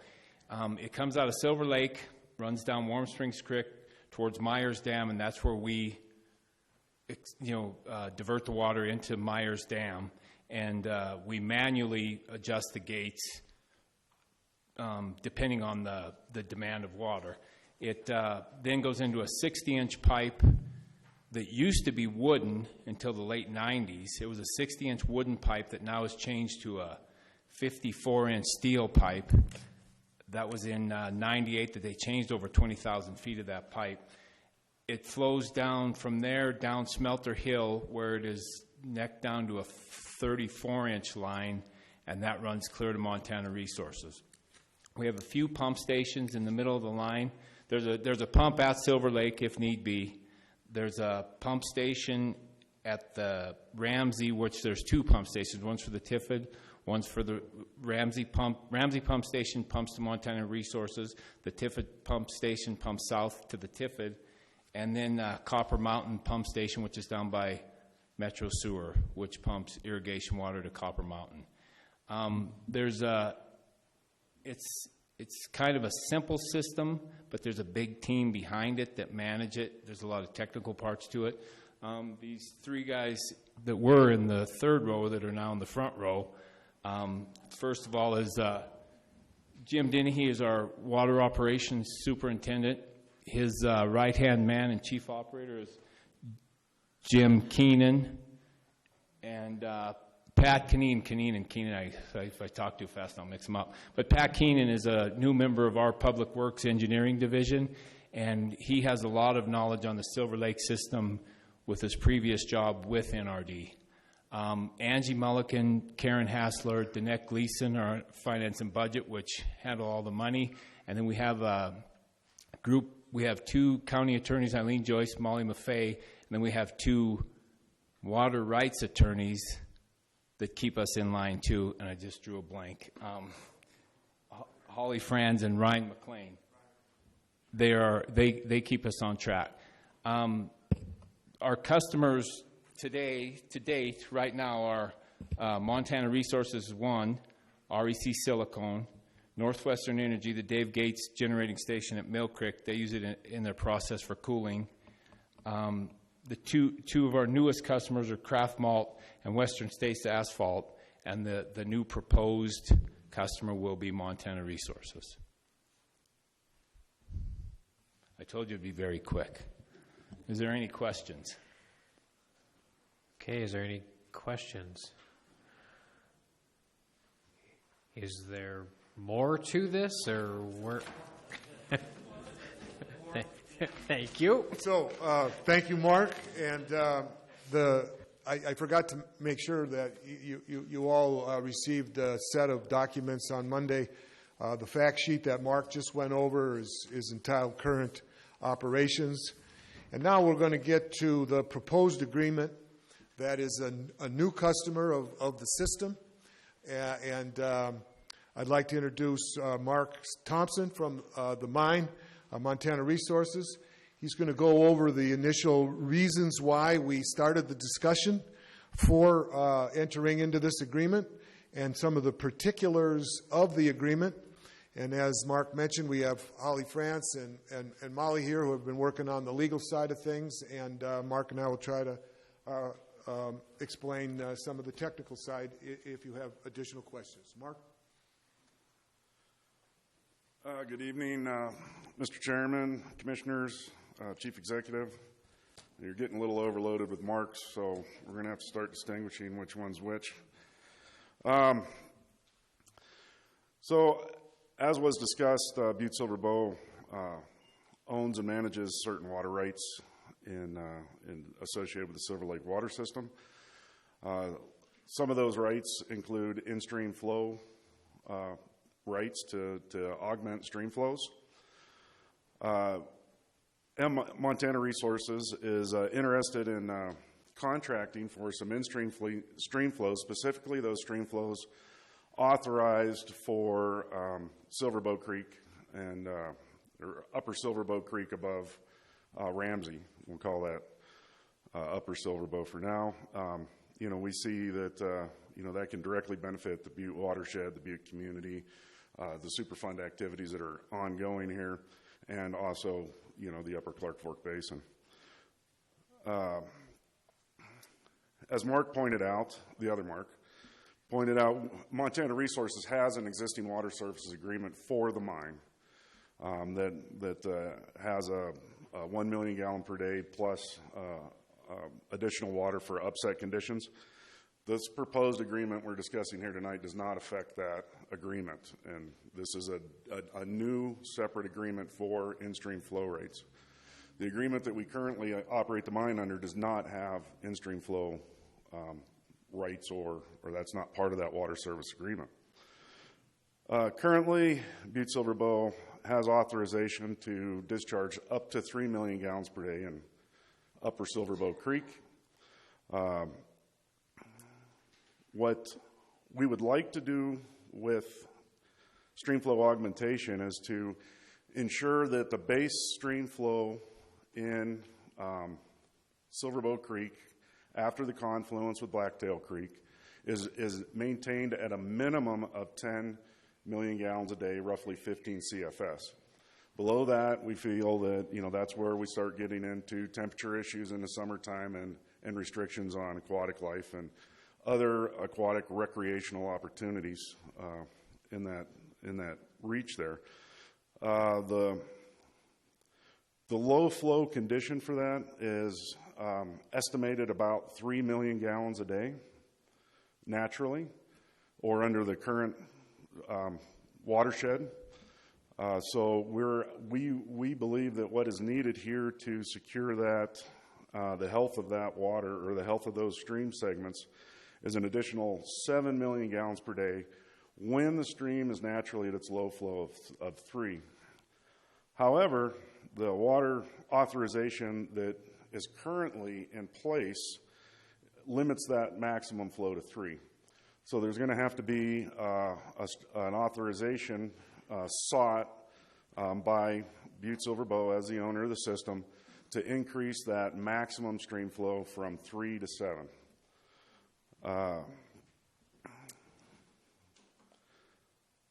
We see right now as the point where the water would be diverted from the Silver Lake water line running to the mine would be somewhere near the confluence Blacktail Creek and Silver Bow Creek. The term of this agreement would be for 4 years with an option to extend for additional years, and there are reasons why this is a shorter term agreement. We are going to consider the information we gain from use of this agreement to try to get a longer term agreement in place, but there's some unknowns that need to be worked out, and we figure a 4-year cycle of weather and climate and stream flow should be sufficient to figure out those issues and then be able to better structure a longer term agreement after that. So Montana Resources will cover the cost. Butte-Silver Bow, as the owner of the water rights, has to submit the authorization, but MR will cover the costs to get that authorization application prepared and get it through DNRC. We'll cover operation and maintenance costs, all the pumping costs, any electrical costs associated with pumping within the system. We'll pay a $300,000 one-time hookup fee, which is a requirement of some other water services agreement that Butte-Silver has in place. And we'll pay $178,000 per year for the value of the water, essentially.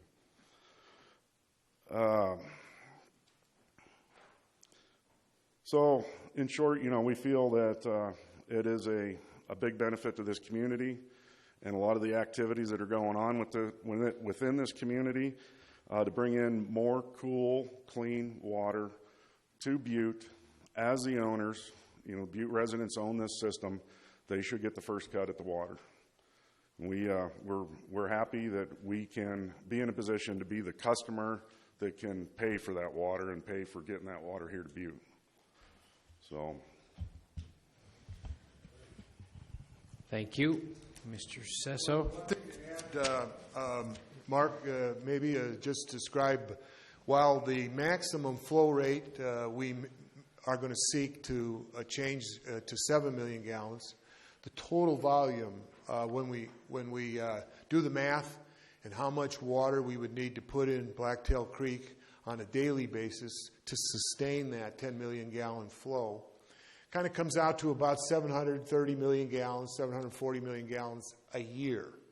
And of course, if you do the math, 365 days, the volume of water we will use in the Silver Lake system will be about 2 million gallons a day.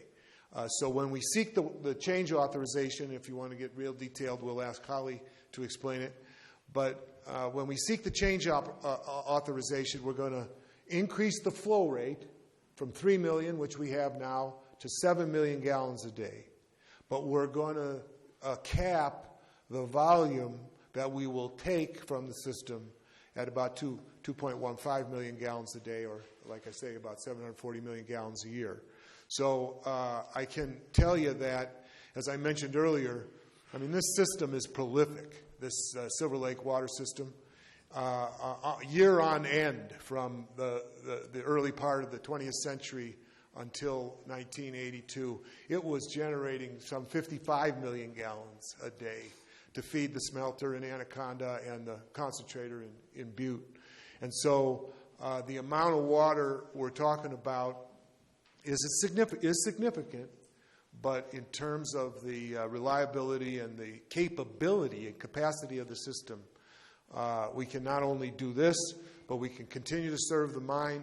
We can continue to serve REC Silicon and our other customers now, the malt plant and the asphalt plant, and new customers long into the future for both industrial water and other customers for in-stream flow water as they arise in the future. So the flow rate is one thing, but the rules of water rights are you have to have the rights that match your maximum flow rate, even though your volume is considerably less than that. So I just add that to the technical. Well, yeah, maybe I could have been clearer on the explanation. Is there'll be a lot of time where the stream does not need to be augmented for flow. When I say that we want to see 10, a minimum of 10 is base flow, the stream does that on its own most of the time. So it's just during these periods where the flow drops, we're going to bring it back up. Worst case scenario would be a maximum of 7 once every 10 years is basically how that's calculated. And as John indicated, it's not a sustained 7. That's not part of this contract. It's to get that base flow up to 7, and most of the time it's going to be 1 or 2, and a lot of times it'll be none.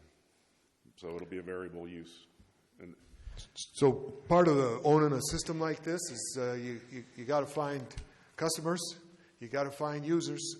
This is use it or lose it water, and at some point people are going to say that you're not using it, and you're subject to some abandonment claims.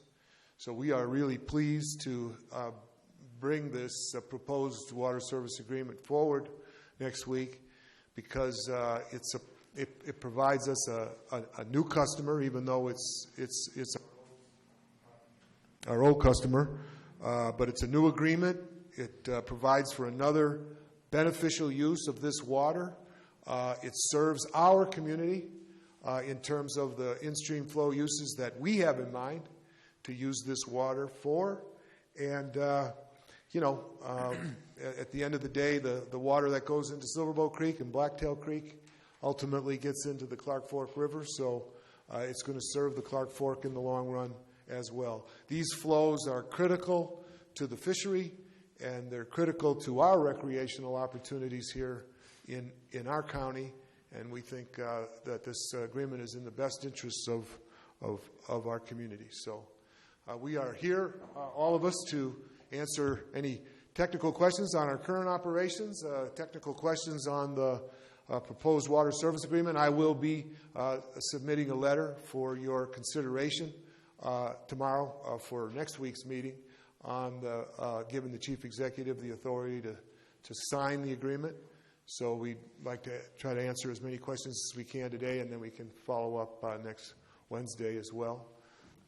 So with that, Mr. Chairman. Thank you, Mr. Sesso. I just have one question for Mark Thompson. Will this water reach Montana Resources mine, or will it be a direct pump in, go right into the creek? I'm a little confused on that, so I just wanted to clarify that. Yeah, ultimately, there'll be a tap into the Silver Lake water line that'll have a flow meter and a control valve, and it will go right into the creek. That infrastructure isn't in place now, so we will use some existing infrastructure to get the water. It'll have to come to the mine and then go back down to the creek. Okay. But through pipelines to the confluence. So the water would be utilized on property in the mine? It would just take a spin. This water. This water. We have water coming to the mine under our current water service agreement. This water, until that infrastructure is in place and the change authorization is in place. Well, let me back up. Okay, so we need some infrastructure to get water out of the Silver Lake line into the creek near the confluence. That infrastructure does not exist today. That infrastructure will be at our cost, but under the direction of the Public Works Department. Once that's in place, we will utilize the existing 3 million gallon per day maximum right or authorization that you have now. And if we need more water than that, well, okay, before that's in place, that water comes to the mine and takes a trip back down the creek, okay? Once the tap is in place, we'll do 3 right at the creek with the tap per your use authorization right now. The rest will come to the mine, come back down through the pipe if we need more than 3. So as you see in the agreement, there's an interim condition. There's 3 different conditions of interim use in the agreement. So why does MR want to pump water just to pump water? Well, it's the only way we can get it into the creek that high in the watershed, if that makes sense. So why does MR care about the watershed? Well, I mean, one reason was just, what JP just talked about. Why did we care about Sodden Park? Sure, I mean, sure. This is a good thing for the community, and it's a good thing for Superfund. There is some benefits to the Superfund people as well, not just mine flooding that MR is involved with, but also priority soils as well. And there's benefit to Metro Sewer, too. Sure. More water in a stream helps everything. Right. Thank you. Any other questions?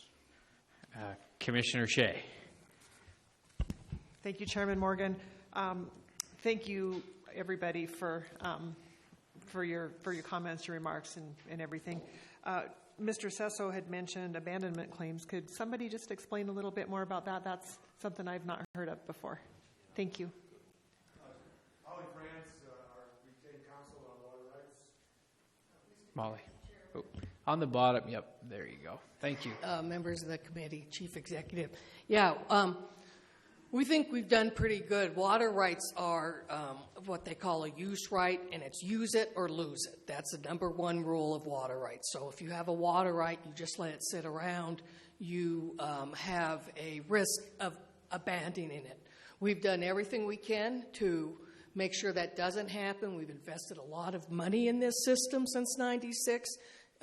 We're always trying to market it. We're doing engineering studies to see how we can best use this water. But always in the back of my mind as the water attorney is it's always better to use your water than not. And so this is a good opportunity for Butte-Silver to do that. Follow-up, Commissioner Shea. Thank you very much for that explanation. Just as a follow-up, are there specific thresholds that must be used before you forfeit any or all of the water? Well, it's an interesting... There are two elements to abandonment of a water right. One is a long period of non-use. And so we don't believe we've had a long period of non-use. We provide up to, at times, 18 million gallons per day to the mine, which helps us generate our use. And we also have our in-stream flow rights in the Clark Fork, which we use so that we hope we don't have a long period of non-use. Then the second part of that is if you have a long period of non-use, which is generally about 10 years, then they look at, do you have an intent to abandon it? Well, when Butte-Silver first got this system, they put $11 million into it right off the top and fixed all those dams up, redid the pipelines. I mean, there's been a lot of work. We do everything we can to keep it up, but we always want to make sure we can use as much money because, of course, we get paid money too when people use it. So sometimes I get my water and my money mixed up, but we also want to make sure that we use as much water as possible too. Commissioner Mankins. Thank you, Chairman Morgan, and thank you for the presentation. I just had a question on where did it come up? How did we come up with $178,000 per year? I don't know if that's directed to Mr. Thompson or Mr. Sesso. You know, we felt it was first and foremost important to start to establish a going rate for the water commodity, as an owner of such a prolific water system. You know, this water in our time, maybe not my time, but some of the young folks in town, in our time here as a community, this water is going to be coveted, and we felt that we needed to start to establish a value of the commodity. So as opportunities like this came up and other opportunities come up, not only will we charge the cost to deliver that water, but the actual cost of the commodity. So last year, maybe more than a year ago, we commissioned a study. We were going to try to convert the system to a sort of a rate-paying utility, okay? And that didn't. We just didn't go there yet. We might if we can get enough customers, but as you can see on Mark Neary's fact sheet and now with this new customer, we just have a certain number of customers so that we deal with everybody under these water service agreements. So with the intel that we got through the study and our general, we just thought through this. Again, we're talking about a couple million gallons a day on average, 740 million gallons per year. We just tried to start somewhere. I want to emphasize that this is just a starting point in this 4-year agreement, and we hope to get additional intel on what the value of the commodity might be. But that's the best answer I can give, and I don't think there's anything more to add. We just had to establish a starting point, so we used the intel from the study on what kind of the going rates of industrial water are in other systems, and what a utility might charge for the water itself, independent of the delivery, and we came to that amount. Follow-up, Commissioner Mankins? So you're saying that we're going to take 2 million gallons per year, roughly? 2.15 million gallons per day on average, 740-some million gallons a year out of the system. So then if we roughly go with 178,000 per year, so then what are we looking at per gallon? Per million gallons is sort of the way, well, you just do the math. Yeah.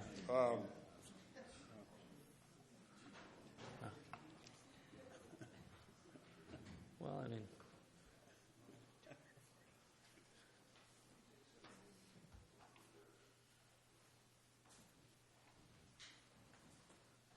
let's see if we all come up with the same answer. Well, I'm going to use 740 million gallons as the delivery, so it's about $240 per million gallons. And, when you look at our costs to deliver 1 million gallons of water from the Big Hole system, in terms of taking that resource, getting it filtered, now the cost per million gallons at the Basin Creek supply, it's sort of a comparable number. And then we kind of got a whole bunch of other amounts from other water systems and how much they were charging for the commodity, independent of the thing. And we thought that was a good place to start. Okay. Commissioner Fisher. Thank you, Chairman Morgan. Thank you, John. Thank you, Mark. I would like to call on Mr. Canine, Patrick Canine. He is a new employee of the Silverville County, and I think his knowledge would be valuable for us. May I? You bet. Thank you, Chairman Morgan. Patrick, thank you. This may be the first time you were before the council as a new employee of the council. I guess my question is, thank you. Okay. My question is, they hand us this document tonight. We're part-time commissioners. There's a lot in it. You work for the DNRC. You're very knowledgeable. Tell me what we got here and what we should do. I mean, I put a pencil to it, Jim. We got two parties here, one buying and one selling, and I don't know about either one of them. So let me know what you think about it. For a comparison, Jim, when we did the flow release with NRD in July and August, I did a back-of-the-envelope calculation that we were basically making about 10 cents per 1,000 gallons. Typically, a treated water system, EPA on their website has an average of about 20 cents per 1,000 gallons is what the utility typically charges. But that's treated water that goes through typically a filtration, chlorination, solids removal process. Silver Lake is raw water. We don't put any energy into treating this water. It's all just delivery, pumping. So when we did the flow release with NRD, again, it was about 10 cents per 1,000 gallons is what we netted off of that flow agreement. And with this agreement, we're about 22 cents per 1,000 gallons. So I think it is a good place to start. Follow-up, Commissioner Fisher. Thank you, Pat. And, just as follow-up to that, not so much on the money end of it and stuff, but as far as the agreement in a whole, as this goes by, there's one thing that kind of bothered me tonight, and it was when Mr. Thompson stated that it's going to do something to assist the Superfund. Well, we're going to be voting on a decree here pretty quick, and we don't know nothing about the Superfund or the water treatment. We know one thing. They're putting water through the Silver Lake pipeline at Blacktail Creek to dilute the creek, and if that's what this is for, I mean, could you enlighten us a little bit about what the plan is, putting this water down the creek? I know they said if you don't use it, you lose it. Well, once we put it down that pipeline, it goes into Clark Fork, we're losing it anyhow. I mean, we're not really getting a lot of benefit out of it, except for a few bucks that we're making, as far as I can see. And I know I'm not right, but help me out a little bit here if you could. Jim, I'm out of the Superfund arena right now, so I'm not privy to the consent decree any longer. But I can tell you, as a scientist that studied Blacktail Creek for the past 12 years approximately, that is, and it's typical with all the tributaries on the Clark Fork system, that one of the big issues is not enough water, and it affects all the tributaries. And in the tributaries, that's where the fish go to spawn. So we like to see those tributaries connected to the main stems, and we would love to see Blacktail Creek become one of the premier cutthroat streams in Montana. And currently, the area that is probably hindering that is the stretch from the confluence downstream to German Gulch. We've seen a lot of cutthroats come out of German Gulch since the streamside tailings has restored that and reconnected that stream to the main stem of Silver Bow. And we do know we have populations of cutthroats in Upper Blacktail Creek, and we'd love to see those two populations intermingle. And the big area where there is not a lot of water is that stretch between the confluence, and basically the next input is Browns Gulch. And often in the summer, there's not a lot coming out of Brown Gulch either. So I do think that this flow, in-stream flow, being put in at the confluence will help reconnect this stream and make it more of what it was like before the intervention of man. So I do think it's a good deal. And if we don't use this water, it would stay in Warm Springs Creek, and Warm Springs Creek is another important tributary to the Clark Fork River. Not only cutthroat there, but also bull trout. So I think it will be a challenge to manage both of these systems and keep them whole and keep healthy fisheries thriving in not only Blacktail and Silver Bow, but also Warm Springs Creek. Follow-up, Commissioner Fisher. Thank you, Patrick. That's what I was kind of wondering. Is this going to, alleviate some of the issues we're having with the, down Warm Springs and the ponds there?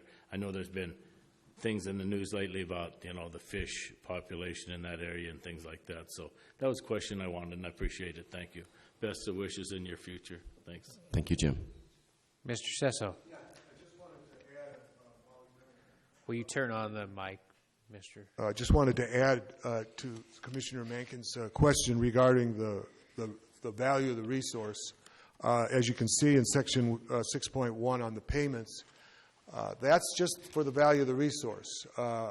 In the agreement on page 4, Montana Resources is agreeing to pay all of the pumping costs to get the water to town, and they're agreeing to pay their fair share of the operations and maintenance costs in addition to the value of the commodity. So there's three payments, there's three sets of payments there, and then of course they're going to pay the hookup fee of $300,000.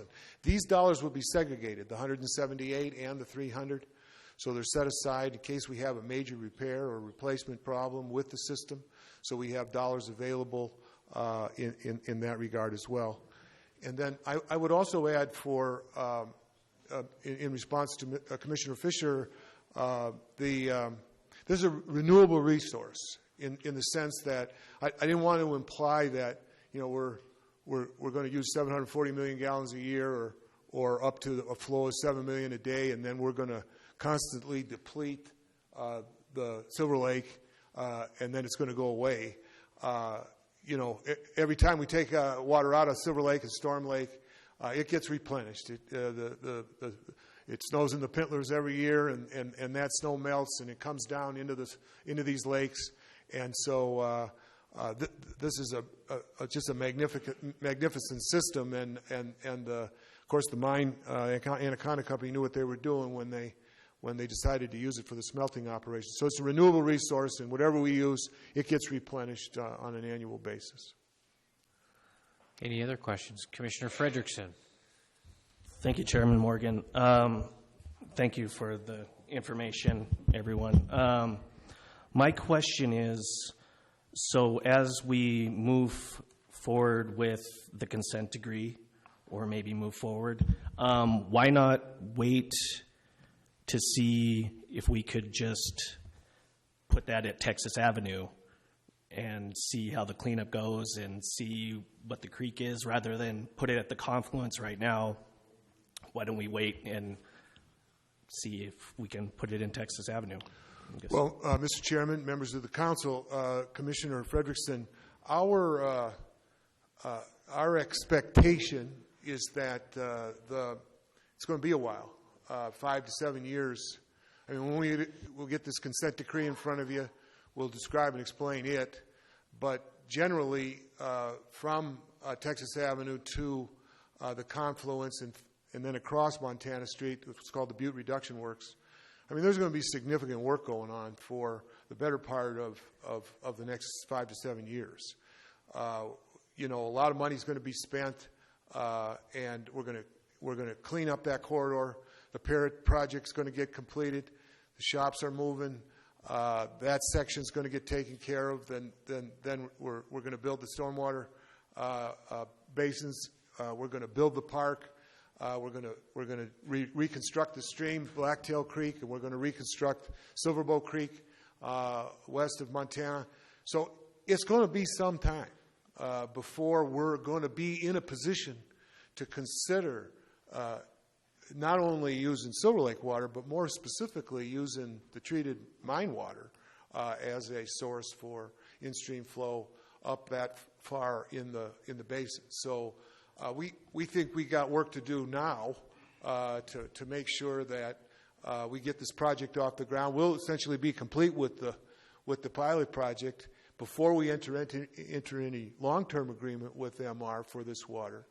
So we'll be learning at the same time. We'll be learning how well this works in Blacktail at the confluence as it relates to the health of Silverbow Creek points west, and then we'll be cleaning the corridor up to the nines over the course of these 5 years, and then right at that's why we kind of picked the 4 years, because it kind of matches up with the remedial work that's going to be implemented, and we'll be in a better position 4 or 5 years from now to make the decision that you described. Any other questions? Commissioner O'Neill. Thank you, Chairman Morgan. Mr. Sesso, just question. So the whole creek from Texas Avenue down has truly, I'll finally go public saying that has not been any concern of mine in the consent decree. It didn't make any sense to me whatsoever, because I felt like the only way to get water there was pumping it from Silver Lake. But now that I feel like now I'm confused, and I'm going to try to make this or help me with this as much as I can. So if we're I'm off of what Sean's saying. Now I'm like, why won't we? It's already there. It's already pumped to it. So what am I missing that we wouldn't to do that now? Again, you kind of went over that. And again, I can't believe I'm even talking about the creek right now, going from there. But because the whole time in this situation, it didn't make any sense to pump water from there to flow into the creek. That's what I felt like every conversation I've been in. It didn't make sense to do that.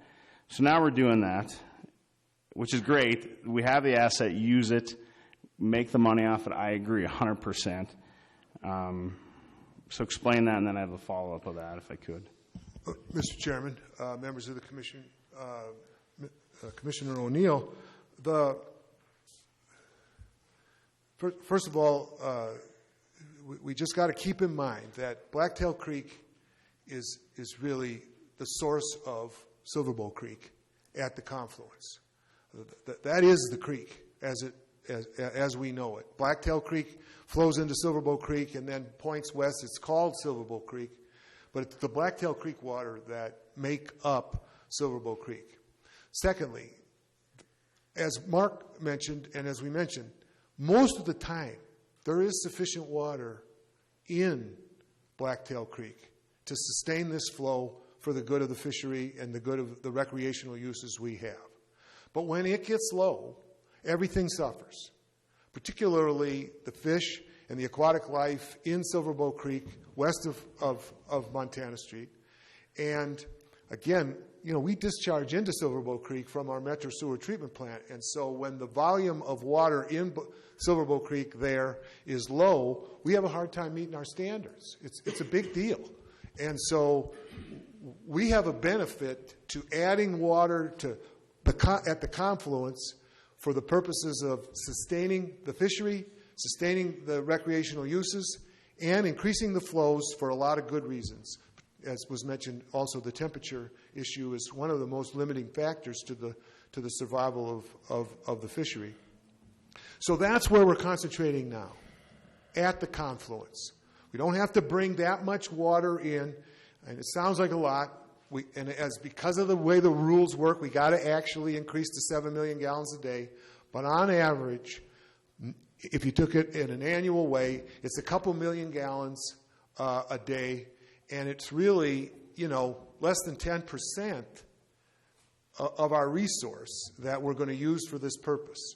So we got a paying customer, we got a willing customer that is willing to do this for our community, and we want to take advantage of it now and see how it works for 4 years.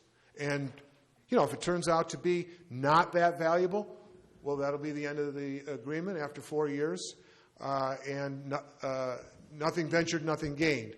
We wanted to start reserving some of this water for in-stream flow purposes in Butte at the headwaters of the Clark Fork watershed, rather than reserving it all for the streams downstream from Butte, because we are very prideful of Blacktail Creek and all that it provides to our community. So we think that this is a good thing.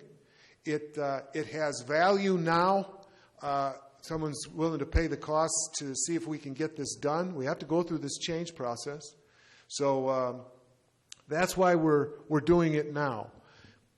The future, as it relates to this part of the stream, Silverbow Creek, from Texas Avenue to the confluence, right about there on George Street, across from the chamber, that will come later.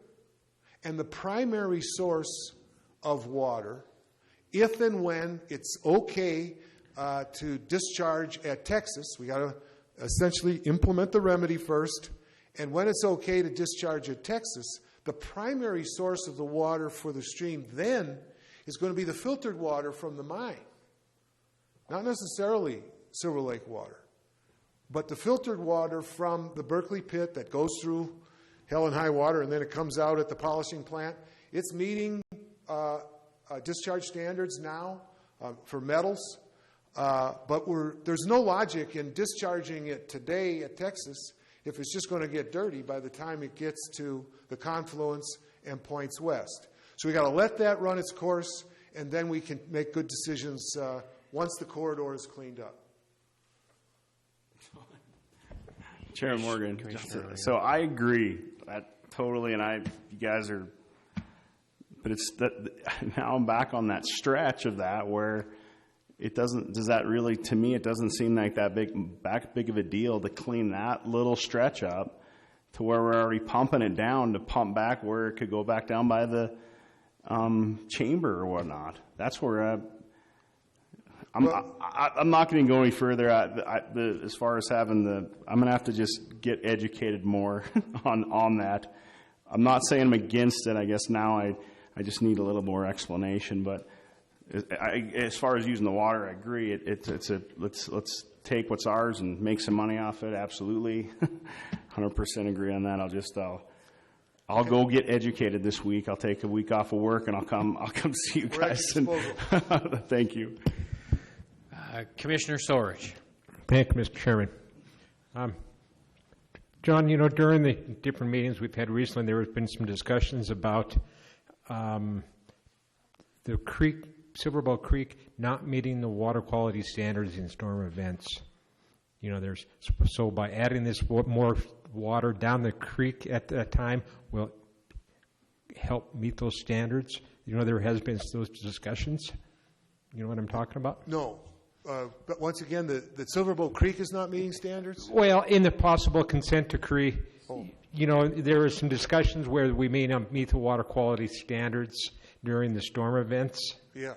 So by adding this water into the creek, what will that do? Will that increase that? Yeah, Mr. Chairman, members of the commission, that's going to have a beneficial effect. When we build these sed basins and we collect that storm water and keep drop out the metals and discharge the water to the stream, you know, we're still going to struggle to meet the Gold Book standard for especially copper and to a certain extent zinc in storms. And more water in the stream at that point is certainly part of the equation.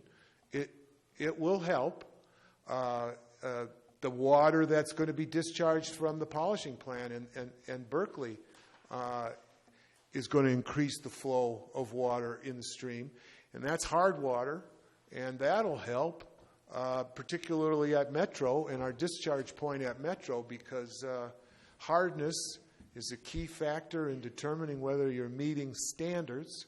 So it'll help, the volume will help there too. So by all means, more water helps in a lot of ways, and that's one of them. Okay. Any other questions? All right. Thank you, Mr. Tesso. Just so I'm aware, you're going to submit a communication by Friday so that we can take action on this? Take action on the proposed plan and authorize the chief to sign. If you have any questions or you're ready for the nickel tour on what we got going on Superfund, we're dying to explain it all to you, and that'll be coming soon as well. All right. Thank you. Thanks, everyone.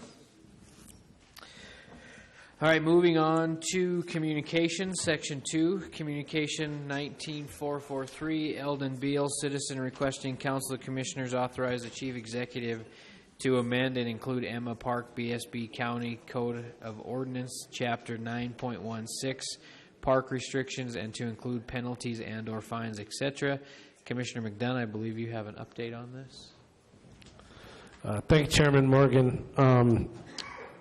This communication was submitted, I believe, in September, and we had inadvertently missed the relay of communication from the committee to the Park and Rec Board for a October meeting. The Park and Rec Board didn't meet in November due to a lack of a quorum, and we are now working to rectify having this placed on the Park and Rec Committee or Board for their agenda at the next meeting, which I believe is going to be in January. They're not going to have one this month. So next month they will discuss this communication, 19-443, but in the meantime we are working to with the Public Works Department and the Park and Rec Department and the Community Enrichment Department, excuse me, to have a no dogs in the park sign similar to other parks that we have in town. So we might have half of a solution here pretty shortly, and then we will have a recommendation back in January from the Park and Rec Board after they meet and discuss. So we did have a little inadvertent error, but we are in the meantime working on this sign issue, which should address some of the concerns that Mr. Beal brings forward. And he's in the audience. I don't know if you'd like to say something or not, or Mr. Beal. On the bottom of that microphone's a button. If you can just, there you go. You're good to go. Mr. Beal. Chairman, Council Commissioners, I just, I wondered what was going on, for a while there, and, I was hoping that you guys were all getting together and figuring out what could be done, because, I have driven around looking at other parks. I see certain things there at those parks that, like speed limit signs, and maybe a softball field, something like that. Eventually, probably my neighbors and some people in that area would like to see, maybe some other things in there for kids to do and stuff, not just being a bare park and call it a park, and, with some of the same amenities as some of the other parks. Okay. Anything else? So we'll continue to hold it in abeyance. Commissioner McDonough, is that? Thank you, Mr. Chairman. Yeah, I think we'll hold it in abeyance until we hear back from the Park and Rec Board and have a report back to the Judiciary Committee, which then will take the next step. Okay. Commissioner Frederickson. Yeah, just on the Parks Board, we did not meet this month because of Director Gallagher's surgery. So we will be meeting next month, and I'll make sure that this is on the agenda. Okay. Okay. We're working on it. All Hold right. it. It's going before the Parks and Rec. Yep. Thank you. Thank you for submitting it. Okay. All right. Thanks. Moving on, so we'll continue to hold that one in abeyance. Section number 2, Communication 19-528, Dylan Pipinich, Assistant Planning Director, requesting Council of Commissioners authorize the Chief Executive for permission to schedule a public hearing on November 26, 2019, to hear public comment on a zone change application 179. Commissioner Shaw, we did have this public hearing. Thank you, Mr. Chairman. I would move to place Communication 19-528 on file. Do I have a second? Second. Okay, there's been a motion made and seconded. Is there anything on the question? Would everyone please vote?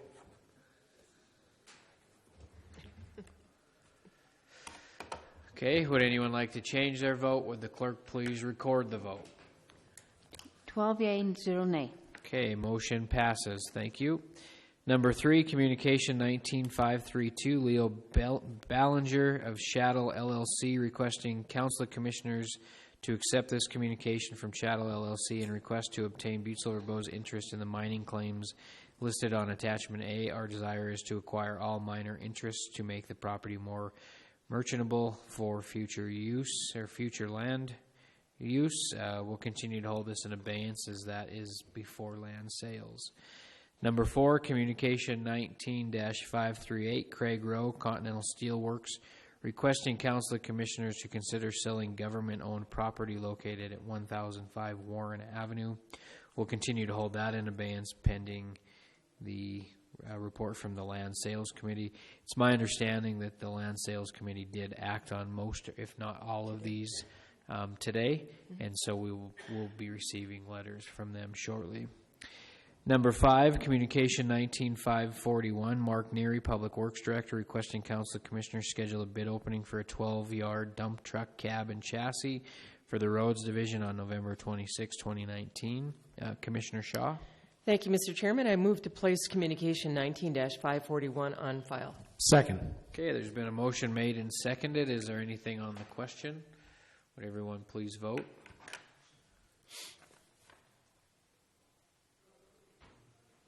Okay, would anyone like to change their vote?